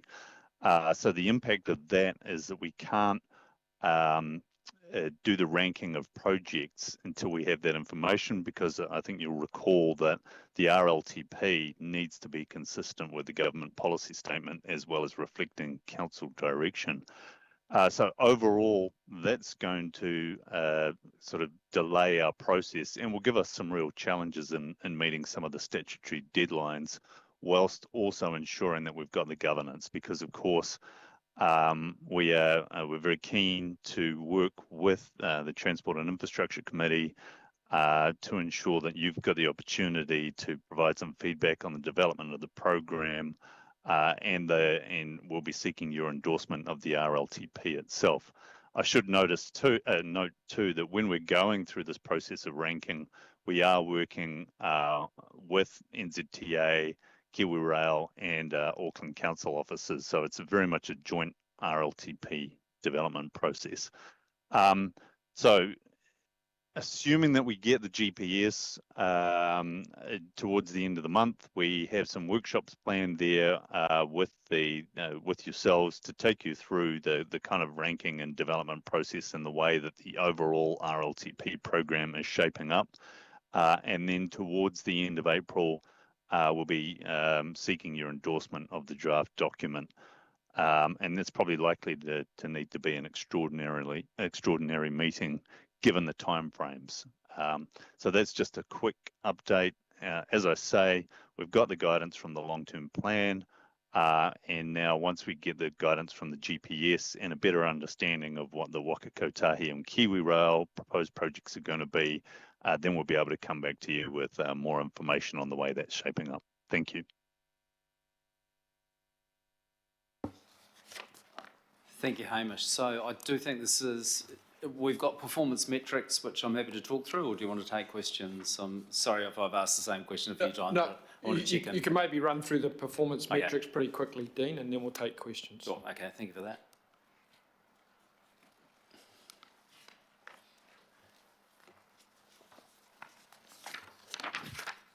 I'll invite Stacey if she wants to pick up on these few around public transport. Are you okay with that, Stacey? Or do you want me to talk them on? I feel like I've just put you in it, haven't I? No, absolutely fine. I mean, this is obviously old data now in terms of relative to what we've been talking about for December. So I guess the key message is we are over at SOI target in terms of our predictions as of December. In terms of that, and at that stage though, within December we're at a sort of a bus recovery or weekly recovery rate of about 82 to 84%. All things are not equal. Obviously bus is higher, trains been a lot lower, and in December we had significantly less trains in operations due to the Eastern Line still being out, so there's quite a big difference in terms of recovery rates across the modes, which is probably important to note. So when we look at in terms of reliability, we'll go to the next one. We are above our target as well. So obviously the bus driver shortage has stabilised, and that is working really well. We have had continued disruptions, as I said, in the rail network, which has impacted the train reliability, albeit we did have a good couple of weeks there. The way we sort of move towards punctuality and measuring that now too, you're getting a much more sort of realistic perspective in terms of punctuality of buses. In the back end, we're still measuring first stop as well as last stop, so we can see where things are going wrong in the network. So we're constantly sort of improving in terms of that real-time response when it comes to bus reliability from a punctuality perspective. But all things considered, we believe we're heading in the right direction in terms of that. We've got obvious constraints still across our ferry network, which is discussed in detail. That's obviously amplified heavily by what the prior conversation with Ports of Auckland was in terms of those cruise ship movements in the basin, which has disrupted December, January quite a lot in terms of what I call the ferry reliability situation. Good news in the fact that with the accelerated training program, we are slightly ahead of schedule. Fullers are slightly ahead of schedule where they are. We're putting on an additional sailing to Gulf Harbour as of next Monday, one in the morning and one in the evening. And so trying to obviously make sure we keep really tight on that so we can see what's happening so we can move forward quicker and faster. I think they're probably the key highlights. Yeah. Thank you. Sorry, I'd like to touch on safety now if I can. You've all received a copy of this. As you can see, the 12 months to September last year, we continue to see increase in death and serious injury across our transport network. I don't have the information for the last quarter available, but I have shared the important stat of no death on Auckland's roads over that holiday period. You can see a continued trend there around an increase in motorcycling fatalities, and you can see the trend there around serious injuries. None of these are satisfactory. So this continues to be a real concern because safety of the user of our road networks or our transport networks is one of our primary statutory but also governance objectives as Auckland Transport. And there you can see the trends by local board over the last 12 months where our injuries and deaths are occurring across different types. The top 6 local boards represent 50% of the DSI, so we know where these incidents are occurring and we have good crash analytics, so we also understand where on the road network it's occurring, the type of injury and the type of event that led to that. The largest growth in DSI, you can see we're Albert Eden, Papakura and Waitemata, and you can see the information there around where death or fatalities occurred across those local boards. So these are areas that we want to focus on with our safety program and the interventions that are needed to help reduce that risk, whether walking, cycling, motorcyclist or driving a vehicle. There's an update here on our capital expenditure program. We're sitting at 85% of what we'd committed to deliver. With a strong summer season, we expect that we will be right where we need to be in terms of our commitment to deliver on our capital program. Our target is in that 95 to 100%, maybe 105% of our capital program. The objective being there that measuring the capital program is a proxy for us delivering the outcomes that ratepayers expect of us. The dollar amount isn't a measure of the outcome, but it's a good proxy that we're on target for doing so. Highlights across that investment program are the North West Rapid Transit Network, implementation of the Rodney targeted rate around footpath construction, the Oraki infrastructure projects. So there's really good progress occurring, and it'd be remiss of me not to mention the Eastern Busway project, which continues to be on time and on budget. Operating performance year to date, we're managing our operating costs well. So we talked about capital cost, we're now talking about operating cost. We're 20 million favourable, you can see the reasons for that. We expect to finish the financial year in a similar condition as to what we are currently at. So there's no large unforeseens at this stage. And we have got a real focus on how we can increase the sustainability of our own funding within the tools we have through growing parking revenue, through managing the infringement component, and delivering cost savings through the way that we deliver both our services and our capital programs. So all of those are combining to deliver a favourable result.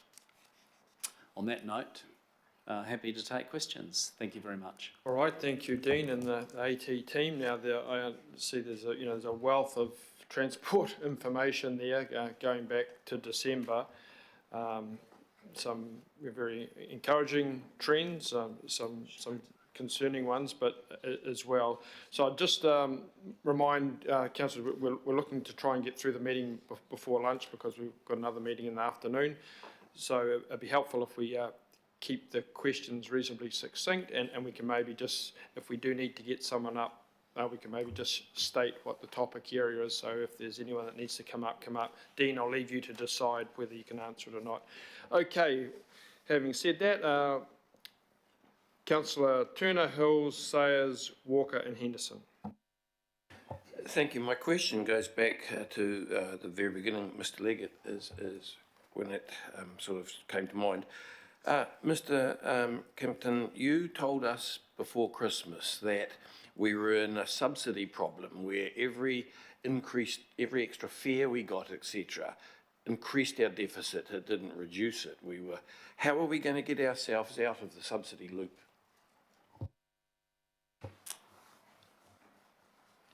So public transport is a public service. That's a really important principle. And as a principle, you've also agreed to top up the cost, the true cost. Having said that,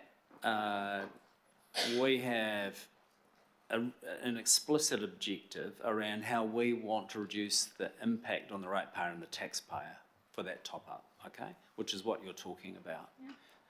And so that goes to a number of things. We're looking at the evading of paying fares.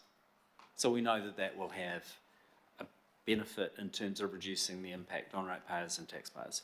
We know that when we get the open loop system in, which means that you can use a debit or credit card or a smartphone, whatever it is, you'll be able to pay. And we know that we're not capturing part of that audience because some people arrive and they don't have their hop card and the bus driver's left with this decision, do I let them on or not? Or some people choose not to catch the bus or the train or the ferry because they don't have it, and so they'll catch an Uber or a taxi. So we think there's an audience out there that will choose to catch public transport because of its cost-effective nature that we're not currently capturing. And the third big lever we've got, apart from advertising and promoting it, is actually better utilisation. So when Stacey's talking about 44 seats and we can put another 20 standing, that's better utilisation. You've got a fixed cost for a bus, and if you can put more passengers onto that same bus and do it safely and legally, then we get better utilisation. So we're looking at all of those things and how we drive reducing the impact on ratepayers and taxpayers. Very committed to it. We understand the link and we want to reduce the burden. So Hills? Kia ora, Chair, thank you. Thanks, team, for all of that information. The first question, just Stacey, and thank you for taking my calls earlier in January around my concerns about full buses already. March Madness seems to be January, February, March, April. The issue is not so much the bus, because I think you've got that out to us, but I do have real concerns, and how in contact are you with KiwiRail, just seeing the really disappointing, I think every day or two we're getting operational constraints, crew issues, signal failures, after so long of people waiting for trains to come back. How does KiwiRail realise how upset and stressed out our residents are when this happens? Thank you, Councillor, for your question. Look, I'm not sure they really know. They don't feel it like we feel it in terms of that. Are we in regular contact? Absolutely, on the daily. It's been a really challenging couple of weeks because obviously coming back and with the Eastern Line wanting to rail to actually have a good go at recovery. They haven't had that opportunity. This is the first time where we've had all 4 key lines in terms of actually operating for a really long time. And so in terms of that, they have been doing some other upgrades, so signalling, and so then there was multiple issues last week in terms of signalling faults that came off that and their ability to respond. And so it's, yeah, really frustrating from our perspective. We're kind of at our wits' end, to be honest, in terms of that, but because these feel like very familiar conversations that we keep having, and that's not a good place for us to be. In terms of that. So we're working very closely with KiwiRail, understanding their constraints, but the thing is we've had a lot of disruption on our train network for an incredibly long time and everybody's been very patient with it, and I think everybody's a bit over it. And the risk we have is that people don't come back to rail. The risk we have is that CRL is not a success because people don't have confidence in the services. That's the biggest risk. And so, you know, solving some of these funding challenges, the maintenance conversation, it's got to be critical for us all to put focus on that over the next few years in order to be able to get it right. Absolutely. So still having speed restrictions on our network shouldn't be acceptable to us. Yeah. Thank you. And thank you for the school bus information you sent me. Can that be sent to all councillors if they don't have it? The other issue, very quickly, a yes or no, or come later. Are we still planning with crew training to have increased services sometime, hopefully this year, on Birkenhead, Bayswater and Devonport? Yes, absolutely. Okay. Yeah. And moving to traffic management, and just want to say, Tracy, Lawrence, Andrew, everyone dealing with my micromanagement, I guess, over November, December, January. I guess my question is, how can we streamline what, and I'm glad I was helpful, but the feedback, the teams have been amazing from Auckland Transport. Is it time that we move traffic management in-house? Because it seems like once you guys get involved, things were on these huge corridors, extreme disruption, tweaks coming from me, change things. Or, you know, so in-house, is it possible to save money and get more simple things happening? And B, how can we deal with what I feel like is other utilities, I won't name them, and private developers really taking us for a bit of a ride, and your team's being surprised that things are happening. It hasn't been Auckland Transport issues in my experience lately. Thanks for the opportunity to address these questions. The short answer is the analysis we've done on bringing TTM in-house is no. It's not more efficient to do so. There's a large capital impost to imagine if you had to buy 17 attenuator trucks, for example. It's just not really something that we want to do. We should be able to work with the new industry steering group under the guise of the new NZG Guide to Temporary Traffic Management that has been put out by Waka Kotahi NZTA to better manage the industry, and what that does is actually shifts a lot of the risk back to the contractor, so some different decisions will be made other than the profit motive that they've had in the past, where I think the previous code of practice allowed them to gold plate. So we're moving away from that. The other thing is that we've learned over December, January, and so far in February, we've just popped more eyes into the TOC, into the Transport Operations Centre. A new initiative is we're trying to get ahead of you, what you're seeing and what your Facebook feed's telling us. So we've got someone literally sitting beside the operators in the TOC this week with schools back, looking at the top 50 intersections, so everywhere we've got eyes on the network, to use technology instead of people to cover these areas. But also we've got a set of worksite hotspots, a number of them are in your area, but we've got them across the region, where we're actually looking at those sites with the cameras multiple times a day. We're monitoring queues, we're monitoring congestion, again, to get ahead of that tipping point where customers start to come to us and to you to report those things. Yesterday we had some amazing learnings. We found an unapproved site. We worked to change traffic management set up to avoid congestion instead of letting the congestion happen. So that's in train, and I think that's directly out of the conversations we've had over the summer period. The last part of your question... I think that's probably fine. And very last, and it's maybe a comment, Chair, there's a massive issue with lights not being... So we've had some intersections, we've been told it's a vector issue, I don't know if it is, but 6, 7, 8 months that crossings haven't been turned on. So they sit there and the public are very angry about that. And I keep getting told, and it gets changed month after month after month. It's So thank you, Councillor, for that one. I'm irritated by it as well. So I've had a direct discussion with our team, our construction team, and they've given me a full list of all those locations where we put pedestrianised signals and a time frame for completing that work. There has been an issue with getting fibre to those locations because we don't want them just to be local signalised. We want them to be part of a network.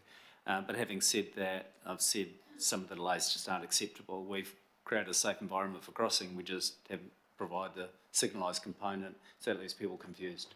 So we are onto it, and the delay has not been acceptable. Yes, thanks. And as far as the questions on the rail network goes, Councillor Hills, Barry's inviting Kiwi Rail to the next Transport Committee meeting. Okay, Councillor Sayers. Thanks, Chair. If we could just go back to, Duncan, if we could just go back to one of the previous slides there.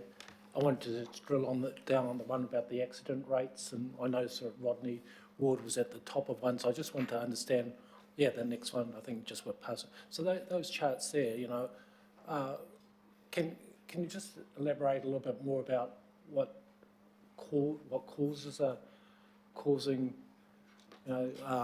those top wards to be experiencing those numbers, Dean, and what the fixes are?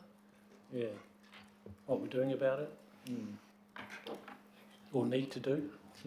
Good question. And so you'll see that right at the top are the more rural local boards. So it probably comes as no surprise that the bulk of that is speed related in terms of that, because obviously you've got more higher speed roads in those particular areas. It's also a volume and size thing as well. So you're always going to have, because this is not what I'll call measured against kilometres of roads or population based. And so you do get a slightly exaggerated, obviously, for Rodney and Franklin due to that, because they're really, really large, big areas as well in terms of that. Key things, and I think we went into this probably the end of last year, is we have seen a huge increase in the likes of motorcycles. So, of course, if you've got more high-speed areas, you're going to have a higher volume in terms of percentage and be impacted by that. Yeah, so key themes is definitely still what they always are. They haven't changed dramatically, and that is speed and alcohol, and of course distraction in terms of what those top things are. All right, thank you. Thanks, Councillor Sayers. Maybe an opportunity for you and Councillor Baker to get that out to your areas too, because they're quite disproportionately high amongst the local boards and have been for time and eternity, I think. Councillor Walker? Sure. Got two or three questions. The first one is just around the technology that you're employing, and obviously, we know you're putting some work into dynamic laning and the like. But as far as encouraging efficiency of movement of vehicles, do we have any adaptive technology at our lights and so on that enables smooth movement? For example, I was travelling along Quay Street the other day, and I think I had to stop at every set of lights, and it just didn't make sense at all. The only competing use in the main were pedestrian flows across, but I'm sure there would be a way to have some form of adaptive traffic signal technology to facilitate things like that.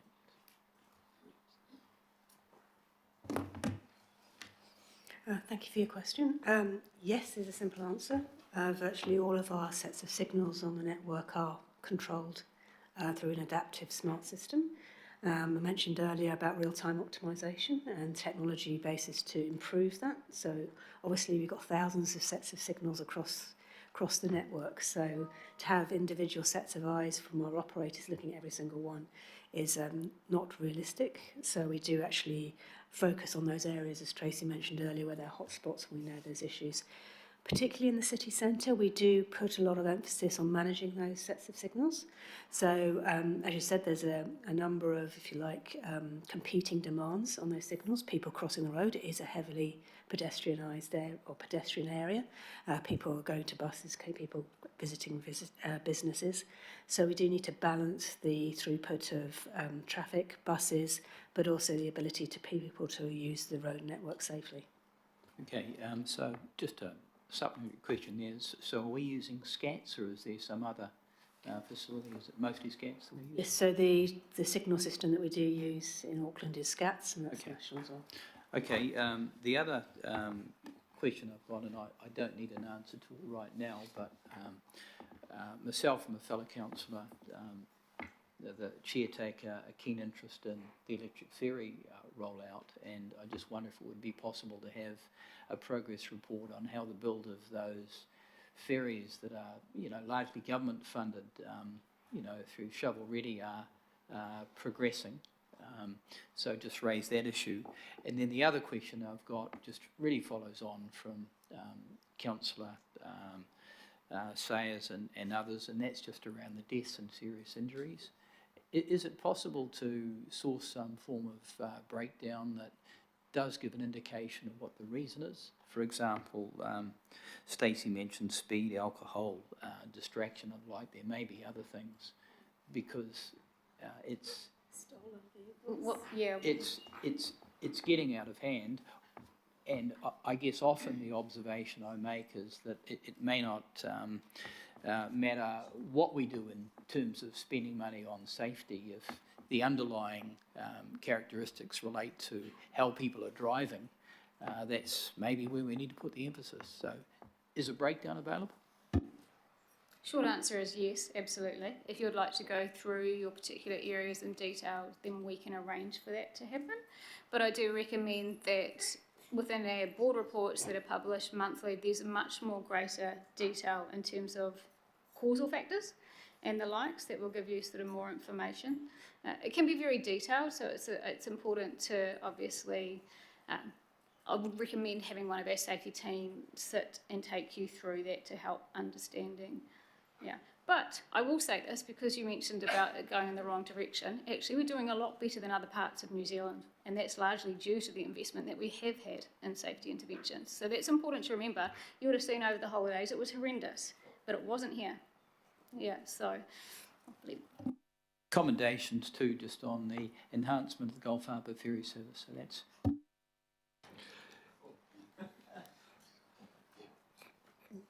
Rachel Hunter, it will happen, that famous ad. Councillor Henderson? Thank you. I've got 4 questions. One of them on congestion charging, but it's not sort of really a question. More that I'm sort of requesting or asking when you guys are going to come back to us with more detail on this, because I've had a lot of constituent concerns come to me around the program. So have we scheduled that yet? Yes, so on congestion charging or time of use charging, we have a full methodology, but the critical path item is knowing what the legislation is, and that's our request to the Mayor's Office and you as councillors. If you want this in as a tool to manage demand primarily and revenue second, then we need to know what the legislation looks like. That's the critical path, but we're more than happy to continue to update you regularly on progress. But I just want to make the point, we can't progress unless we've got a view of the legislation. Okay, yeah, cool, thanks for that. Just some sort of forum to address some of the concerns I think would be really helpful. Turning to the Northwestern Busway, so do we have plans to get the interim Northwest ready for March Madness? How's it all going?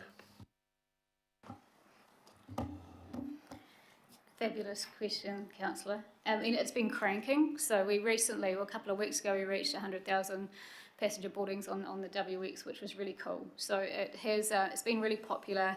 Very real constraints. We are actually going to be situating some people, particularly in those Te Atatū area, because the loadings there are getting really busy. We do have concerns about our ability to respond with additional fleet in this particular area. So that's something that we're working through, and maybe that we end up doing short runners. So what I mean by short runners is instead of starting at Westgate, we start at Te Atatū in order to sweep up bulk loads of people, so that we don't end up having full buses by the time you get there and nobody at Te Atatū gets on. So we're working dynamically like that to do. That sounds really promising, thank you. So 2 more questions, but they are quick, about DSI.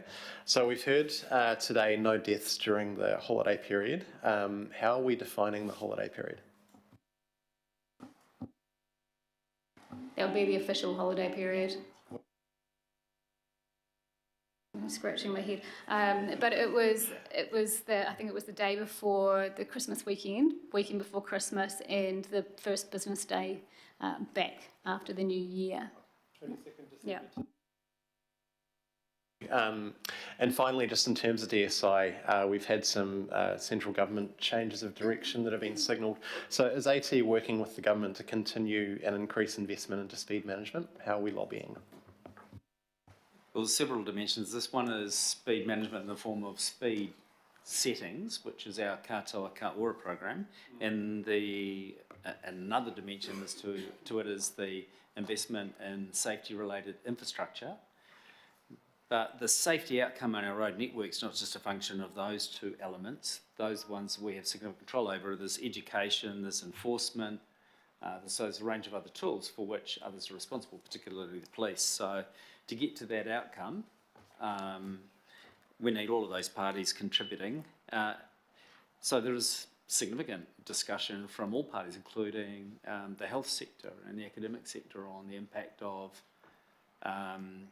safety on society and the social outcomes. So all of those conversations are taking place, but in part, irrespective of what the government determines it wants to invest or how it wants to invest in safety outcomes, and they've signalled part of that will come through renewals and maintenance of our road networks, this council has to decide its position on what it wants to invest as well.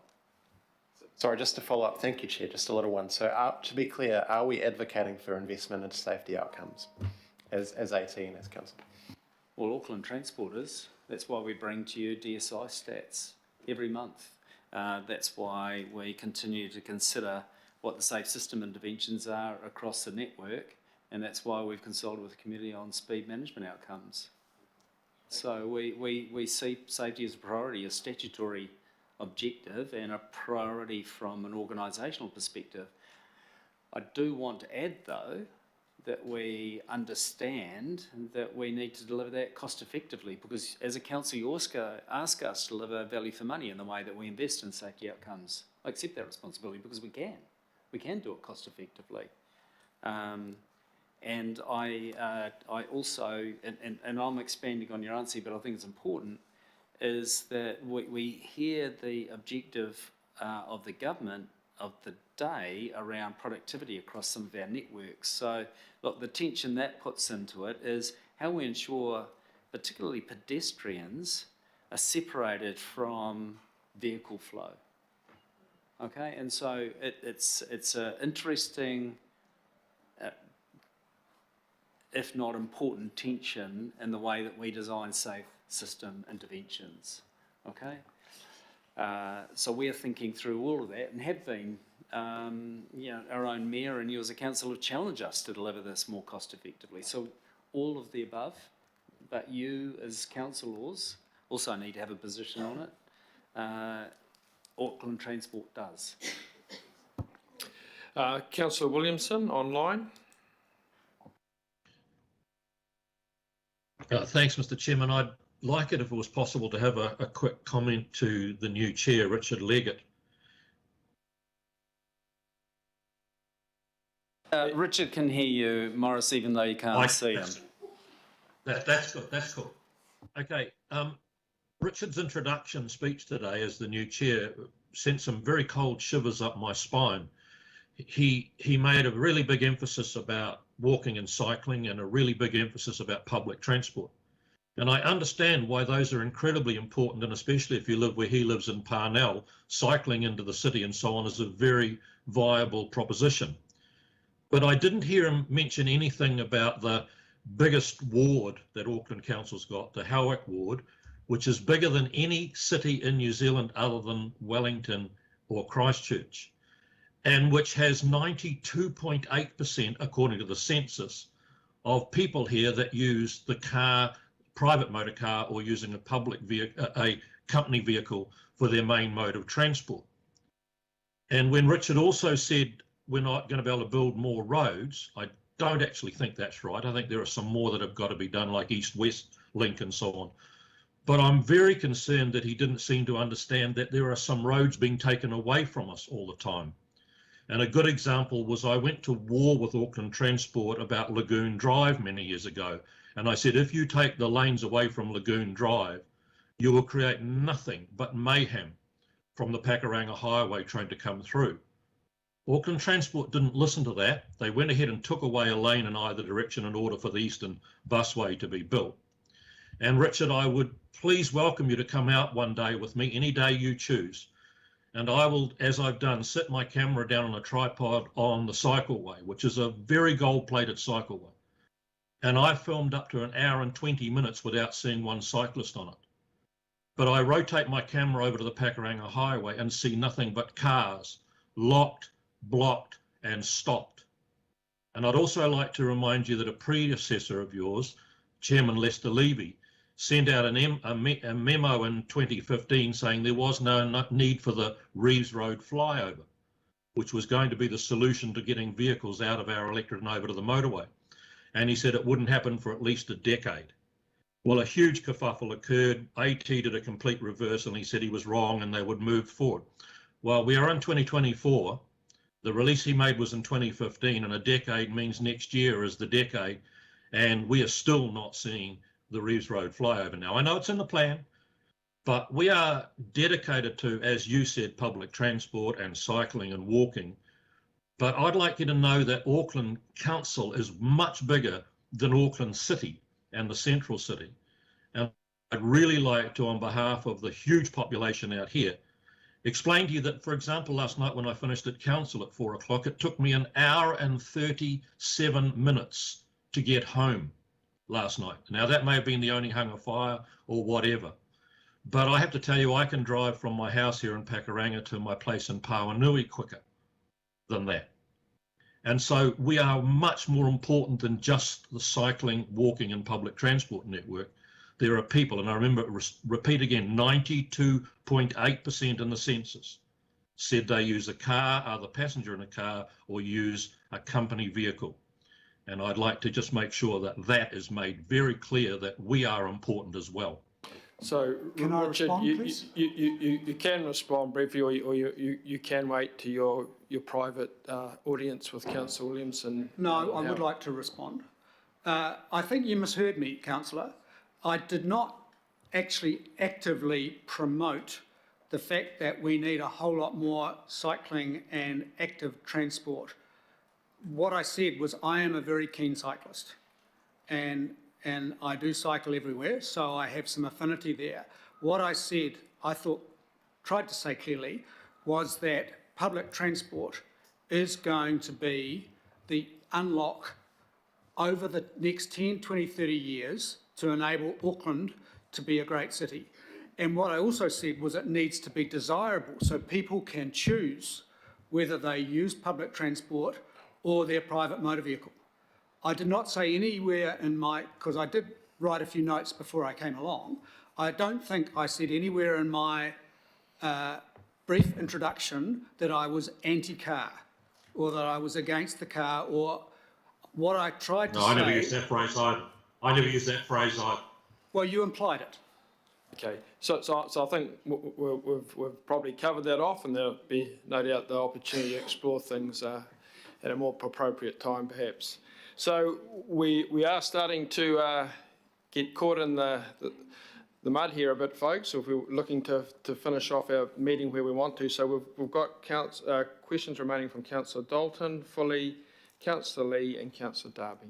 Kia ora, thank you, Chair. Actually, my question is for you, Richard, too. Thank you and welcome, and I look forward to meeting with you too.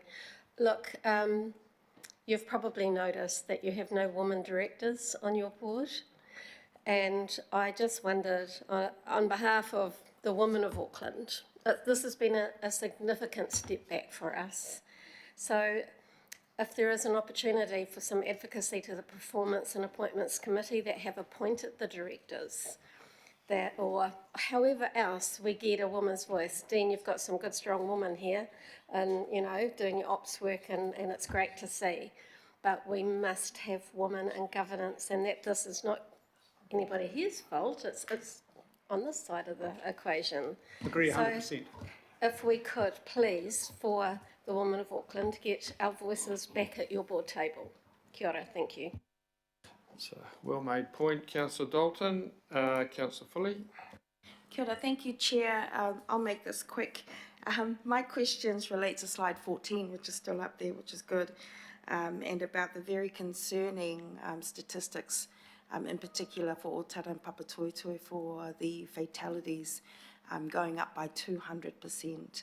And that is really concerning. So I would like a breakdown that was offered to a previous councillor. I'd love to do that and sit down with the safety team member, perhaps with the local board as well, if that's being planned, just to make it efficient use of time for staff. But my question is around an issue or a concern that Councillor Walker raised, that we can put in the speed management, we can put in the infrastructure, but that may not affect the behaviour of drivers. It may be the behaviour of drivers that is really the problem. So what are we doing in terms of working with the local boards, with mana whenua, with community groups and with the police? Are we investing at all in that and looking at community-driven solutions to find ways to actually change behaviour? If at all, are we doing anything in that space? We do have very good, what I call road safety partnerships with the likes of NZ Police and NZTA, ACC in terms of those community initiatives, like particularly like the motorbike focus one recently, which was within our community teaching people about riding safely. Yes, we do. We do a lot of that. Do I think we can do more? Absolutely. I think in terms of that, and I think we talked about this before, one of the biggest inhibitors to what I would call getting to where we need to be is the enforcement part. So police have really stepped up in terms of their enforcement, particularly with breath testing. But in terms of what I would call point-to-point cameras and rolling those out, quicker, faster, and you get a better level of compliance. Because right now, it's like our parking in terms of that. The penalties for non-compliance are abysmal, like they're really, really low in comparison to anywhere else in the world that you go in modern cities. So they're super, super low. We did do a lot of advocacy work a couple of years ago, particularly to look at fines and penalties and to review that framework because it's not working.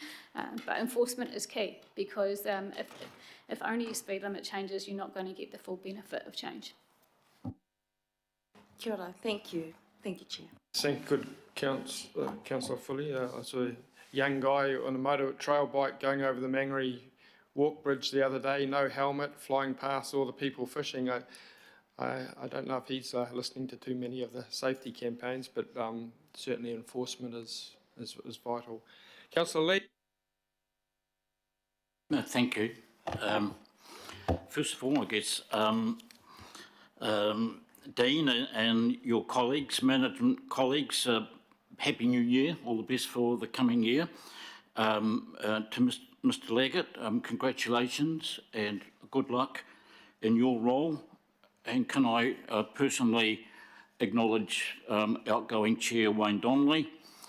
He was acting Chair actually, probably a world record for an acting Chair, and thank him for his contribution. I enjoyed working with him. A question. In regard to public transport, I absolutely agree with Mr. Leggett that public transport is an absolutely high priority for all of us, and the budget figures will tell you that we're spending billions, essentially, not just through AT, but directly to CRL Limited on public transport. I just want to pick up Mr. Leggett on his claim that we are over, if I heard him correctly, the lockdown pandemic crisis, we're back and we're performing well on public transport. No, we are not.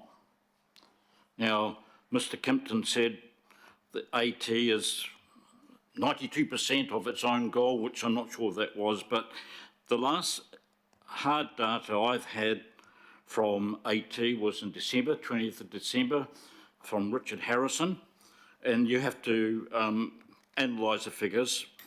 But actually, our performance per annum has been 70 79 million passengers per year, and immediately prior to the pandemic it was 102. So we're still not even up to 80% of pre-pandemic performance. We are well behind other cities, probably the worst performing in Australasia. We're not going to improve that until we acknowledge it. No point in saying and convincing us and convincing yourselves even that we're doing really, really well, because at this stage we are not. So I wish Mr Leggett well in his ambition to see us doing really, really well, but we ain't there yet. That's for you to achieve, and good luck for achieving that. The other point I would make, just a small point I guess, but it is important and it picks up on the concerns of Councillor Williamson, and that is Mr Kimpton said we're lifting to increase our performance or our revenue from parking.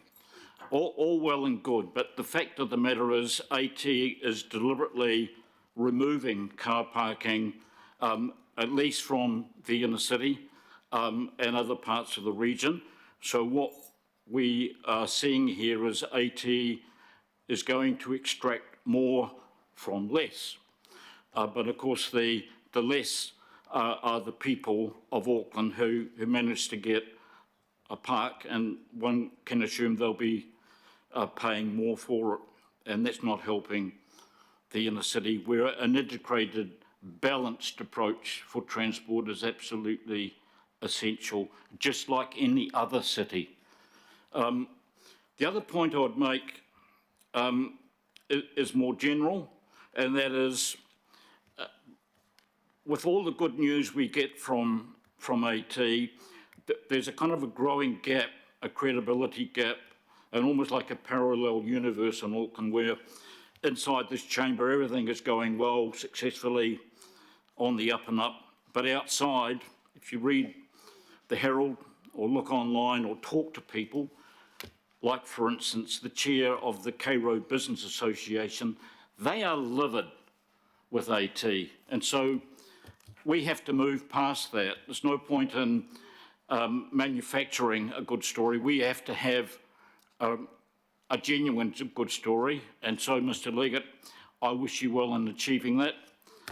If Mr Kimpton can rationalise the 92% with the 78 to 80%, or where we are with public transport right now, that would be helpful. Thank you. A couple of questions there about the figures, about the reduced parking, increasing charges, and I think some of the well highlighted issues just recently, such as Miola Road, might merit a response. Thank you. Yeah, I'll touch across the top. Look, Councillor Lee, thank you for your well wishes. Second point.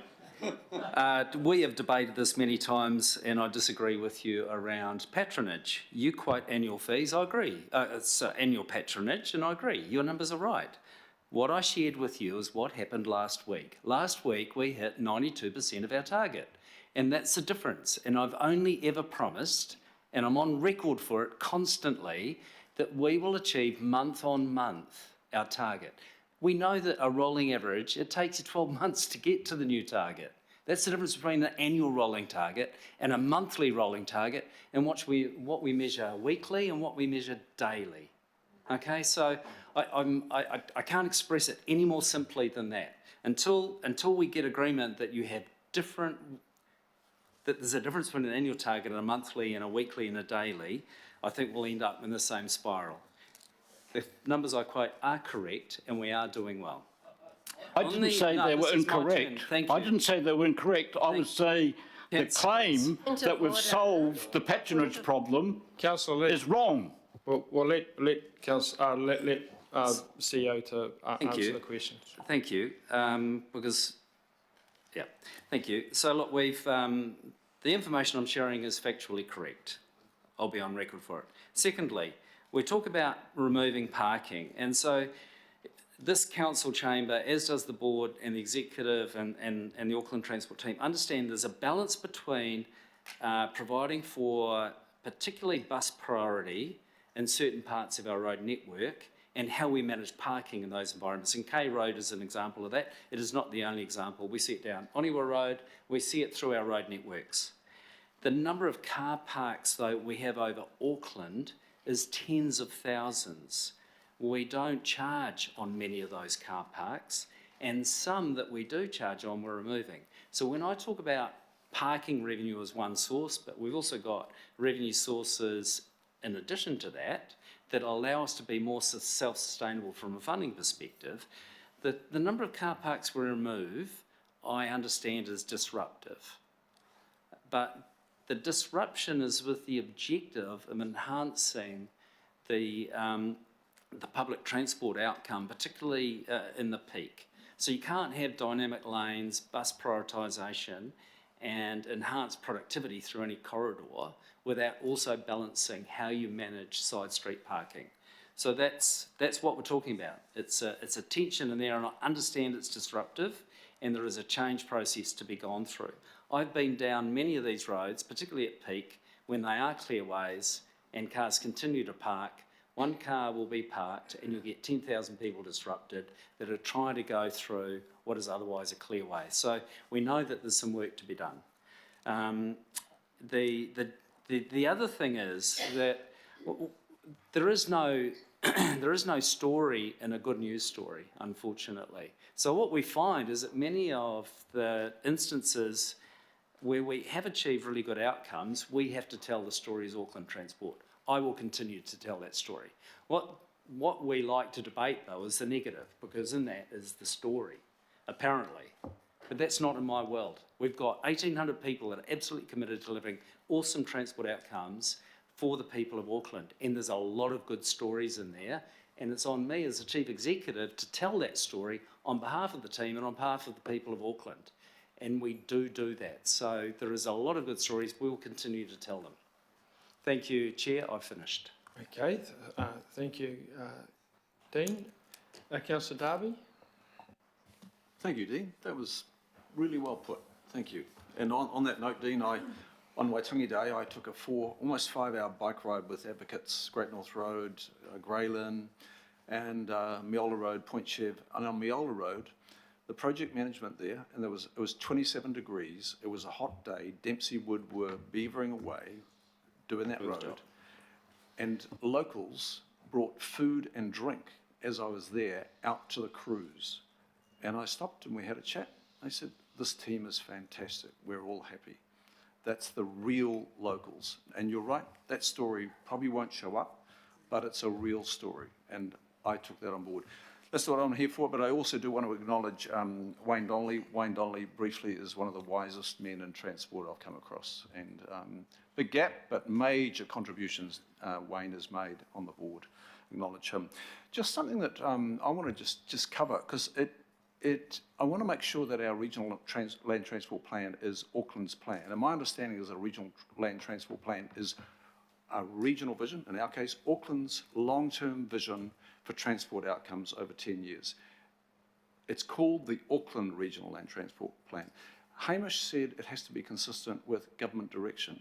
I can't find anywhere in any legislation, any MOT, any Waka Kotahi direction that it's consistent with government direction. I understand it's more about Auckland's transport objectives, policies, measures, and the investment plan that delivers on all of that for the next 10 years. And we've had this contest with previous governments, and then previous governments and their agencies, be it Waka Kotahi or Kiwi Rail. I understand we work with them, but what is your view? What direction are you giving to the crew in terms of it being Auckland's plan for transport as opposed to being consistent with government direction? That's a complex question.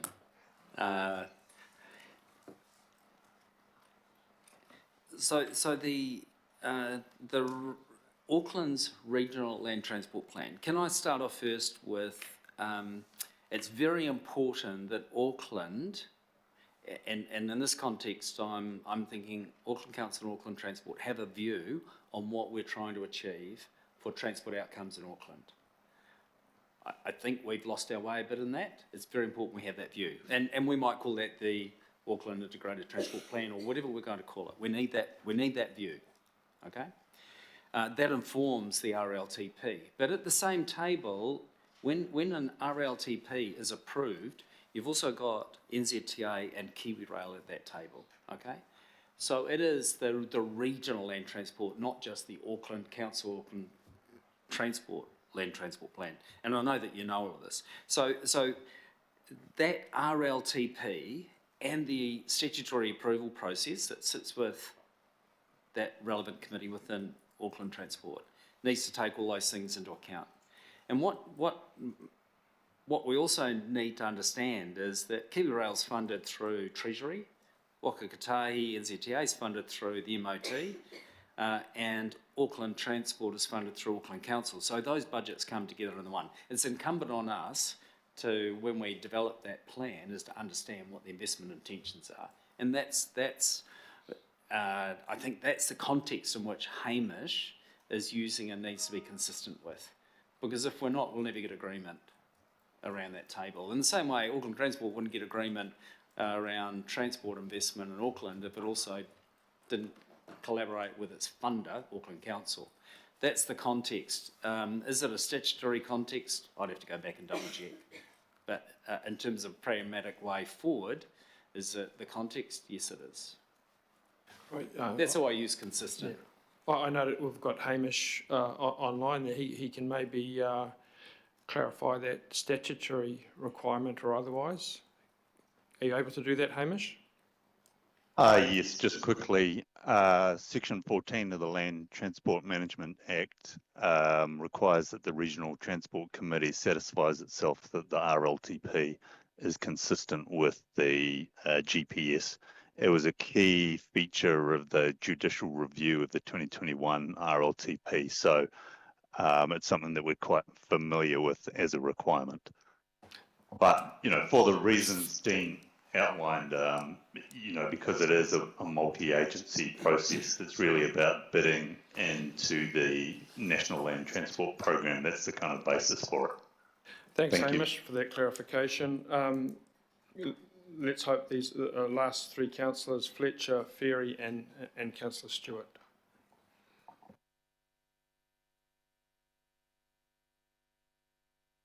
I would like to reserve my right to speak at the end, okay. But my question, I want to acknowledge firstly Richard Leggett. It's really pleasing to see you come on the board of Auckland Transport. Not only do you bring a wealth of governance experience, but I love your passion for conservation and the Kiwi Trust, so I was very pleased to see that appointment there. Having served on the board of Auckland Transport myself, I realise that the issues are not simple, and it's really important to keep your eyes on the strategic overview, and thank you for acknowledging the importance of the Integrated Transport Plan, and I hope that we don't become distracted in terms of the core focus that we need to bring to that.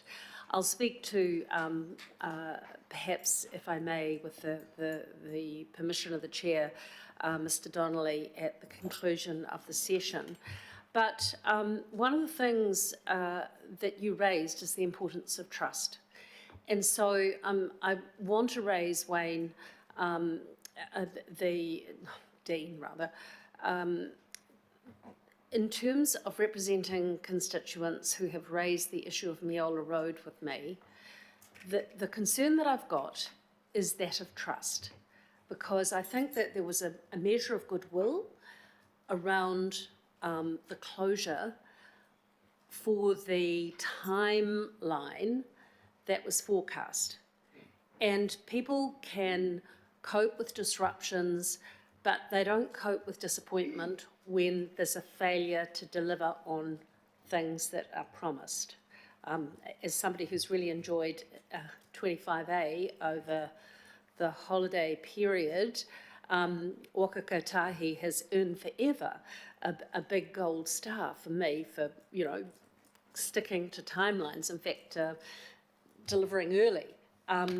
Meola perhaps, Dean, you need to speak to further on how we can have confidence and how we can support you in your objectives if we don't have trust on deliverables. So would you like to expand on this current situation and what is occurring in Meola, and why was it, with all of the work that you put into that project, why did you not forecast the timelines accurately when informing the public that there would be those closures?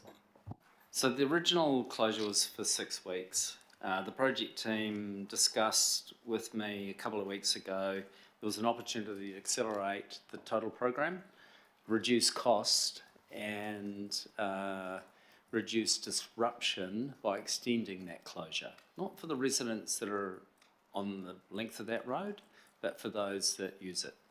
So with the current proposal that went out for the additional closure of Meola Road, we will complete the project 2 months earlier. We will save up to 400,000, and it'll allow us, if we opened it, there'll be 3 stop-go intersections along that length.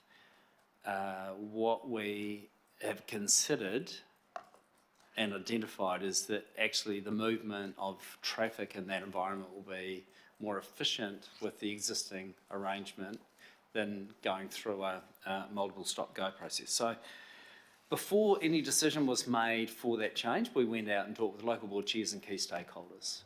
And that includes the local football club manager, okay, who will be shown exactly what the proposal is. It was discussed with him.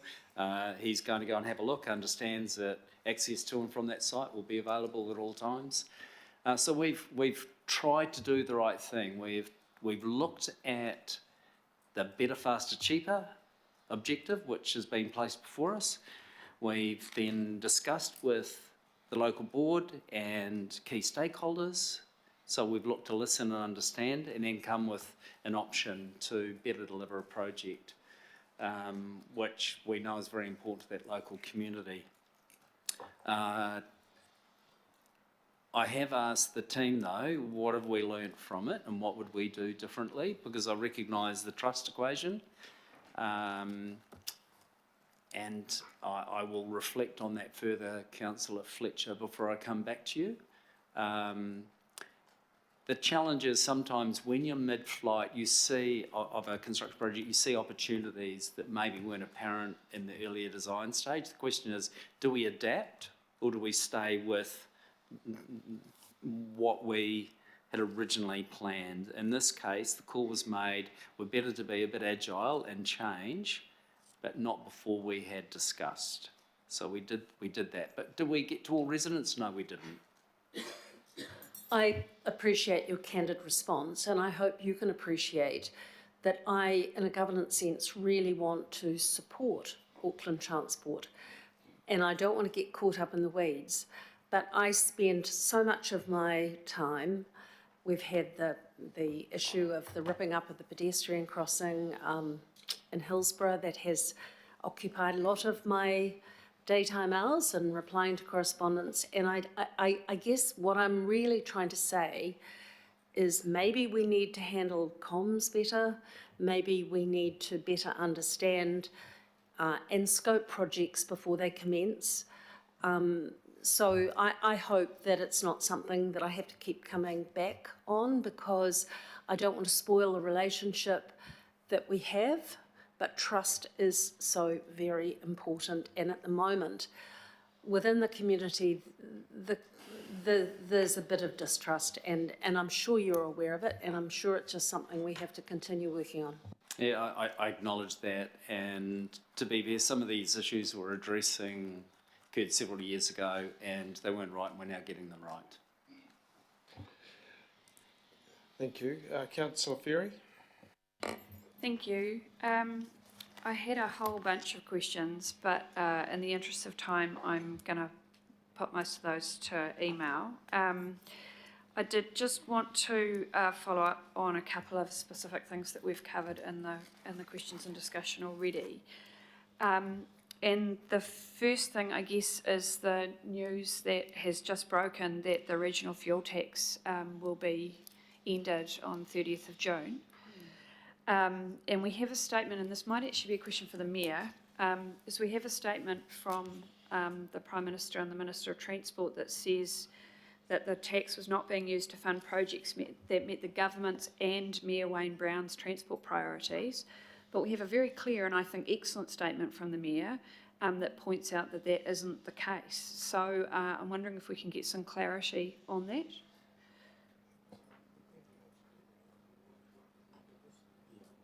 Okay, so yeah, so we will get the Mayor to respond to that, Councillor Ferry, after we've finished with that. Thank you. I'll go on with my other questions then. I think that's going to have huge ramifications for all of our work and indeed for a lot of the things we've discussed today. So I look forward to that discussion a little bit later. On the deaths and serious injuries, I'm really interested in, Stacey mentioned, I think it was Stacey, that there was some, or maybe it was you, Dean. Anyway, somebody mentioned that there is some availability of basically being able to do a bit of a deep dive on that. And I note that Councillor Fletcher and I have got an update coming for our ward a session, so I'd encourage others to take that up. But I just wonder if it would be really helpful, particularly given the conversations here about speed. And I would really love some analysis perhaps next month or in a month or two that gives us that better understanding of whether we are seeing that in the places where we've made safety improvements, particularly around speed, we are seeing fewer deaths and serious injuries. I'd really like some analysis on that because we're hearing it in bits and pieces. And we're hearing from communities that they feel safer in places where changes have been made. You know, we're starting to get schools saying more of our kids are walking or cycling, but it would be really helpful, I think, for us to have that before us in one of these monthly updates. So is that something that could be picked up, please?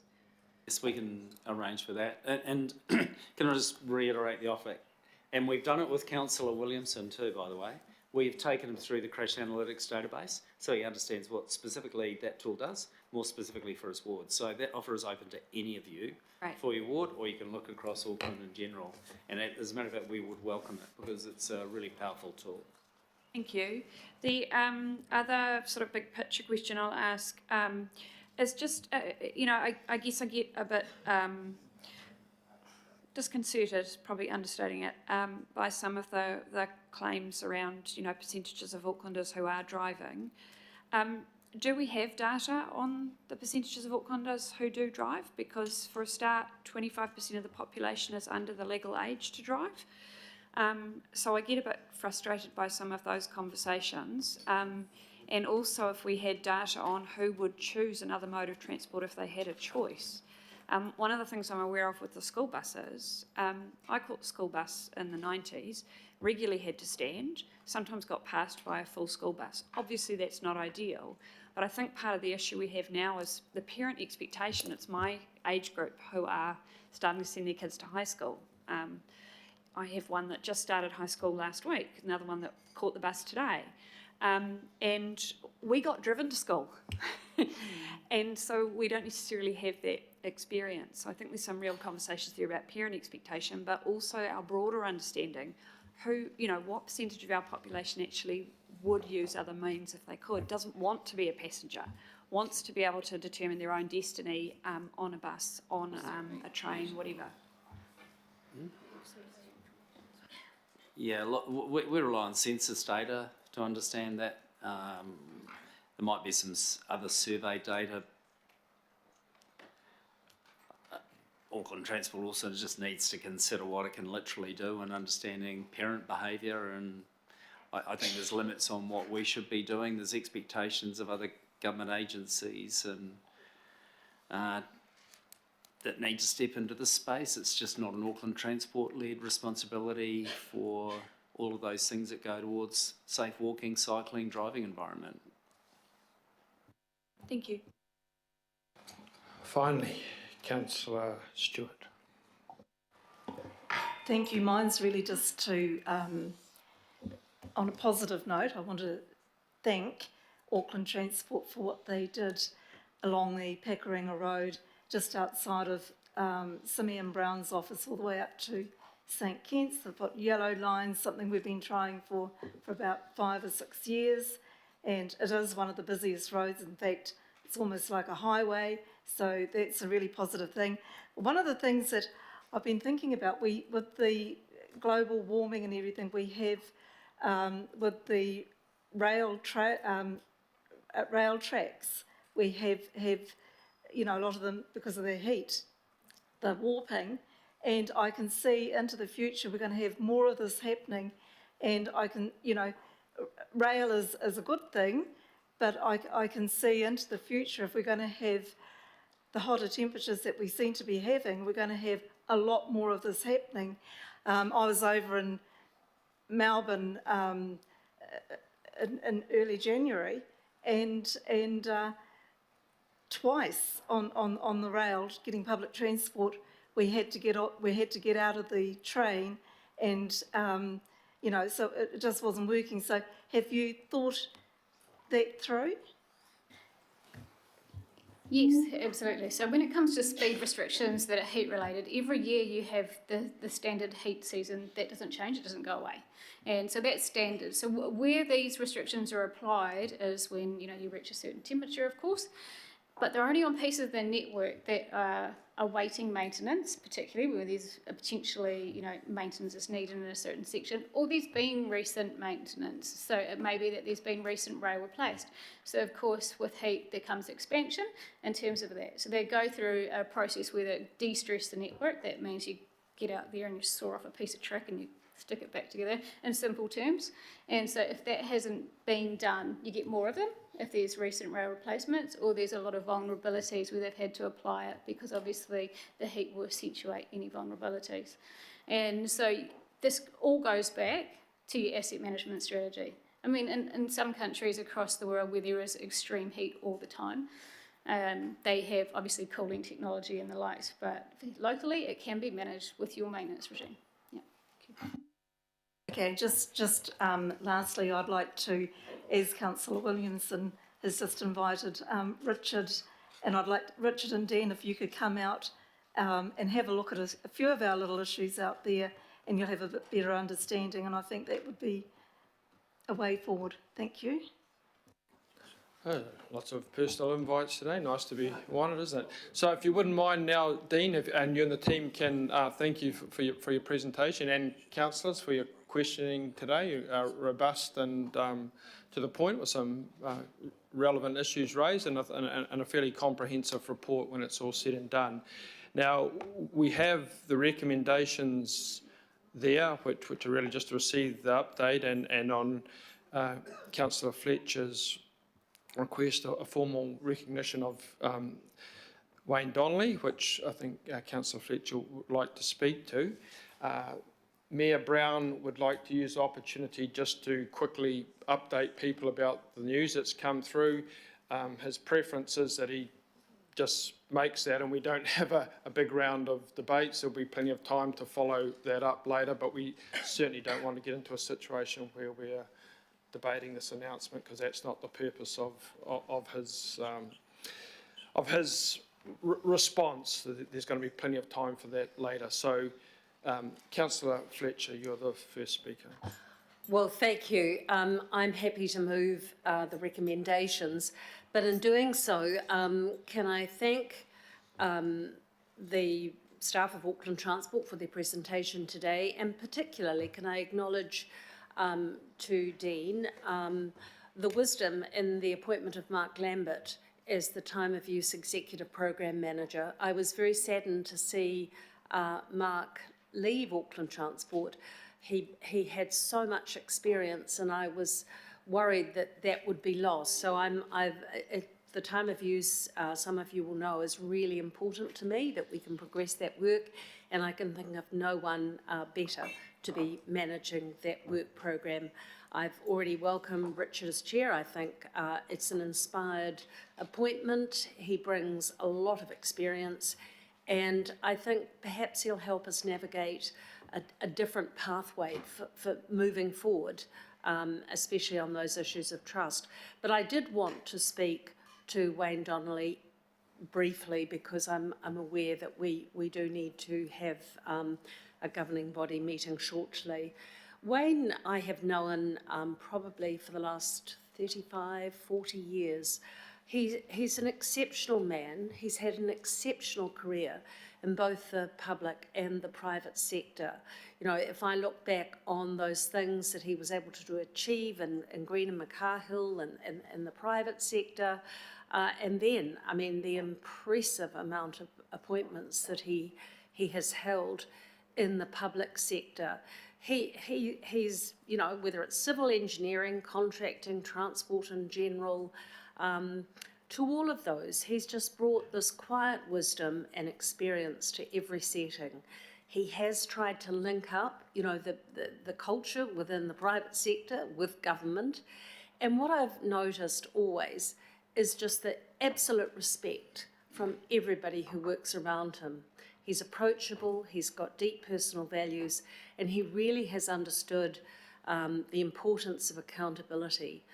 I, for one, will really miss his calm, unflappable input. I realise that he has given dedicated service to Auckland at a time when it's been quite difficult for him because of his personal situation. So it really is important to me that it's not just to Auckland that he has given great public service. I think it's to the people of New Zealand. And so with that, I'm very pleased to see B being put in place, that we do acknowledge formally his many years of service to Auckland Transport and also the City of Auckland. And I'd like to add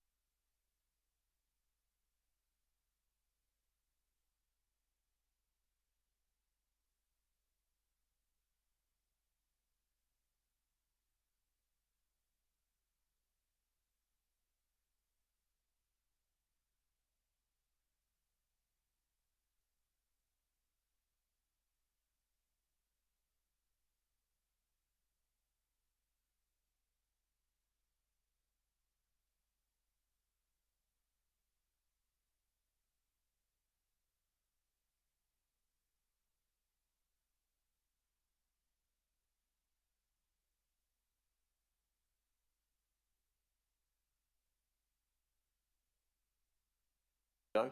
And even, I think, 18 months ago, we had a conversation about the variation to the regional fuel tax and the projects. We had a conversation and we made the decisions. And then we spoke to government and there was a joint decision on the implementation of the fuel tax and the variation of the fuel tax. So the Mayor, in your comment, I would like to know what conversation there has been by government with Auckland on the extinguishing of the regional fuel tax. I'm a governor in the city and I haven't been party to any conversation on the future of funding transport.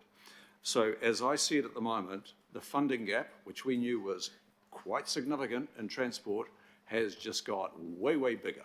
And there are a whole host of projects and 14 investment categories that are now at risk. One of the biggest is the Eastern Busway.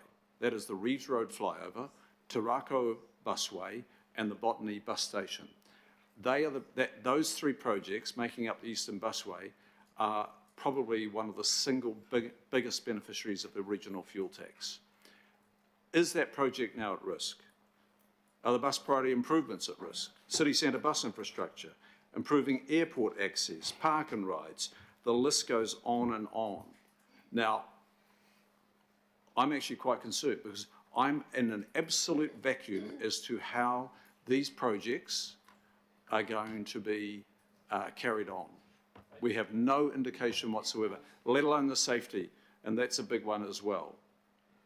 So has this decision been made in discussion with Auckland, the Mayor and the Council? Hands up for saying it has been. No. Okay, so after the Mayor's address, we'll break for lunch. Heroic attempts to get before lunch have failed. And so apologies to the water care, the personnel will take you after lunch. Mr. Mayor, over to you. Okay, thanks for that. Before I get started on that other bit, in responding to your Auckland Transport's presentation from the Chair and the Chief Executive and his team, thanks for that. We welcome the progress on rolling out dynamic lanes, bus transponders and other works, but we'd like to see a more ambitious plan. I mean, pressure has worked this year on everything. Pressure has worked on the port. They're now making money. They never used to. And the pressure is going to go up. The pressure will stay on for you guys. AT need to really get on with time of use charging. You've got the government supporting you. There's a risk that AT not getting the work done quick enough. Pressure on you, Mark. Better, faster, cheaper. I heard a lot of that today. It's quite good. Keep it up. I welcome the $15 million on savings and contractors and other internal costs with dealing with the time of the temporary traffic management. The fact that we're not using the recommended procedures because they're just too expensive. Keep it up, what you're doing. We need to get the costs down to what the private sector rates would be.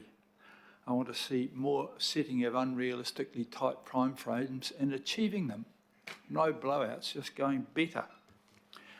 And the Auckland Integrated Transport Plan is ours. There will be quite some government tension on this. I've already heard one of our councillors today supporting a road which is not in our version of the Integrated Transport Plan, but is in the National Party's version of it. Today, we have at 12 o'clock received the cancellation of the regional fuel tax. It's an announcement that was made by the government that promised to make it, but it will have unintended consequences unless the government's prepared to foot the bill for upcoming transport projects. There will only be enough money to complete stage 3 of the Eastern Busway, which does include the Reeves Road flyover, but not stage 4, and buy some of the electric trains for the CRL. We have to have the trains, so that's completely dumb to spend $5 billion on a railway with no trains on it. we've got no choice but to stop work on everything else funded by the regional fuel tax to see how we can fund them. As far as the discussions, the discussion from the Minister is that this was in their electric plan to get elected, and they are the government, they're entitled to do that. He pointed out it was in their thing. It didn't. I pointed out that whilst they consulted and stated they would stop the regional fuel tax, they didn't actually consult on stopping the regional fuel tax and putting up interest rates. When we polled Aucklanders, 44% of them said keep the RFT, only 22% wanted to put up rates. So I'm not keen on putting up rates.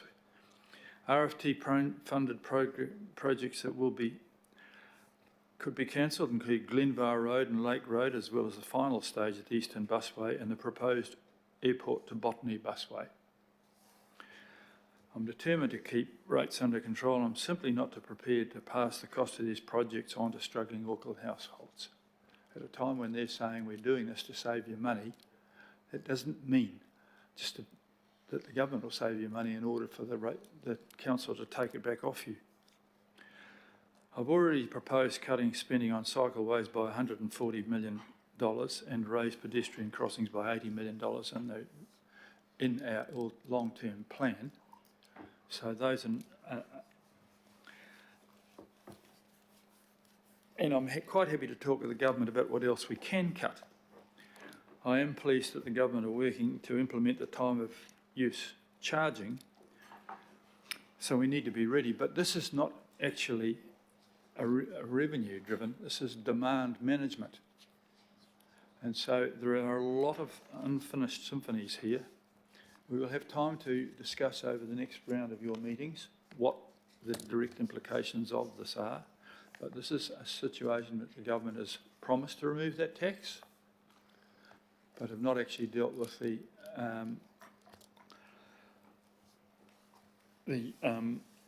unintended consequences of that.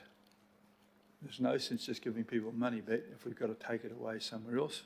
I'm not going to put up rates just to solve somebody else's problem. And when I say I believe we'll have the council's support in that. We have our LTP to come. It's not just a problem that can be solved just by making cuts. Every Aucklander agrees our transport system is a mess and it's going to cost a lot of money to fix it. And it's got to come from somewhere. The government's just made it a bit harder. That's what I'd like to end with today. In half an hour's time, we'll reconvene and discuss the blowout on the sewerage. Thanks, Mr. Mayor. We will break for lunch now. We have got one more item, the water care update. So we'll have half an hour. So back at 20 to 2. There's a motion moved and seconded. All those in favour? Aye. Against? Carried. See you in 30 minutes' time, everyone. Thank you. Thanks, John.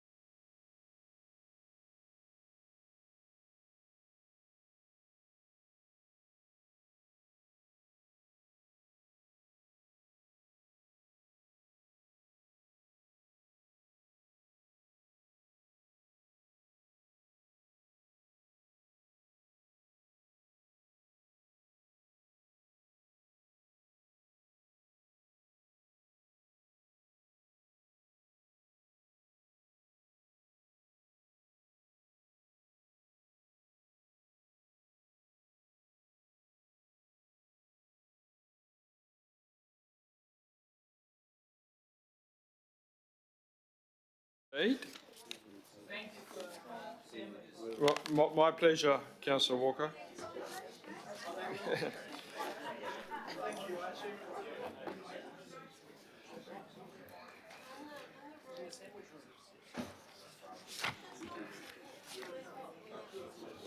Yeah. Oh, Billy.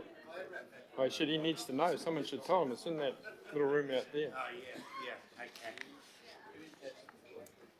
Sorry, it's just Steve. Pardon? It's just Steve. Just Steve, okay. Okay, folks, let's get started because we do have this other meeting again. Water care to Steve for the delay, because I know this is a reasonably substantive update. There's a lot of activity, as you'll see from, if you've looked at the slides, with the water care projects, Herne Bay, St Mary's, Salisbury Reserve, Central Interceptor, North East Wastewater, Queen Street Wastewater, Moringi Bay Wastewater, I know about that one, Southwest Redoubt Road, Huya Water Treatment Plant, Iraqi Main. So there's a lot of activity that's been going on, and we'll come back to that one later. I think there's a really good presentation here that Steve's going to go through, and I think perhaps just before that we should acknowledge Steve, and certainly I know that the Water Care Services, through the Chief Executive, just asked for the acknowledgement that, just to announce that Steve is finishing up, has decided to retire. I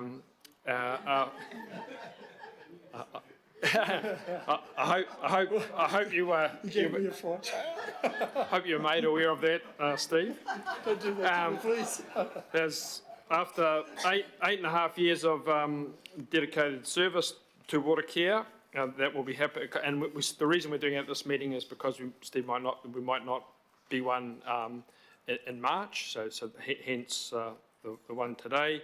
And certainly the Water Care Board has acknowledged Steve being a driving force behind the very significant infrastructure investment program that has been undertaken. Under Steve's leadership, the CapEx delivery has increased from around 300 million to over 1 billion a year, and their view is very strongly that Steve's impact on the organisation is, and I'm quoting here, immeasurable, and leaves behind a legacy of excellence that will be remembered for years to come. So certainly high words of praise from your contemporary, Steve, and from our part we certainly appreciate the contribution you have made at your time in water care. So having said that, over to you for the presentation.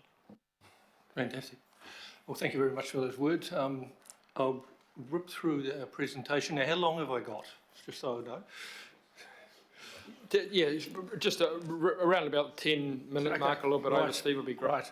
So I'll just touch on some of the key points, if it's okay with everyone, because there is a fair few slides in here, and as you'll see, we've got a lot of work on this. What you see here is only a small part of the overall portfolio that we deal with, but these are some of the more critical projects that we're currently delivering, or critical challenges we're currently working on.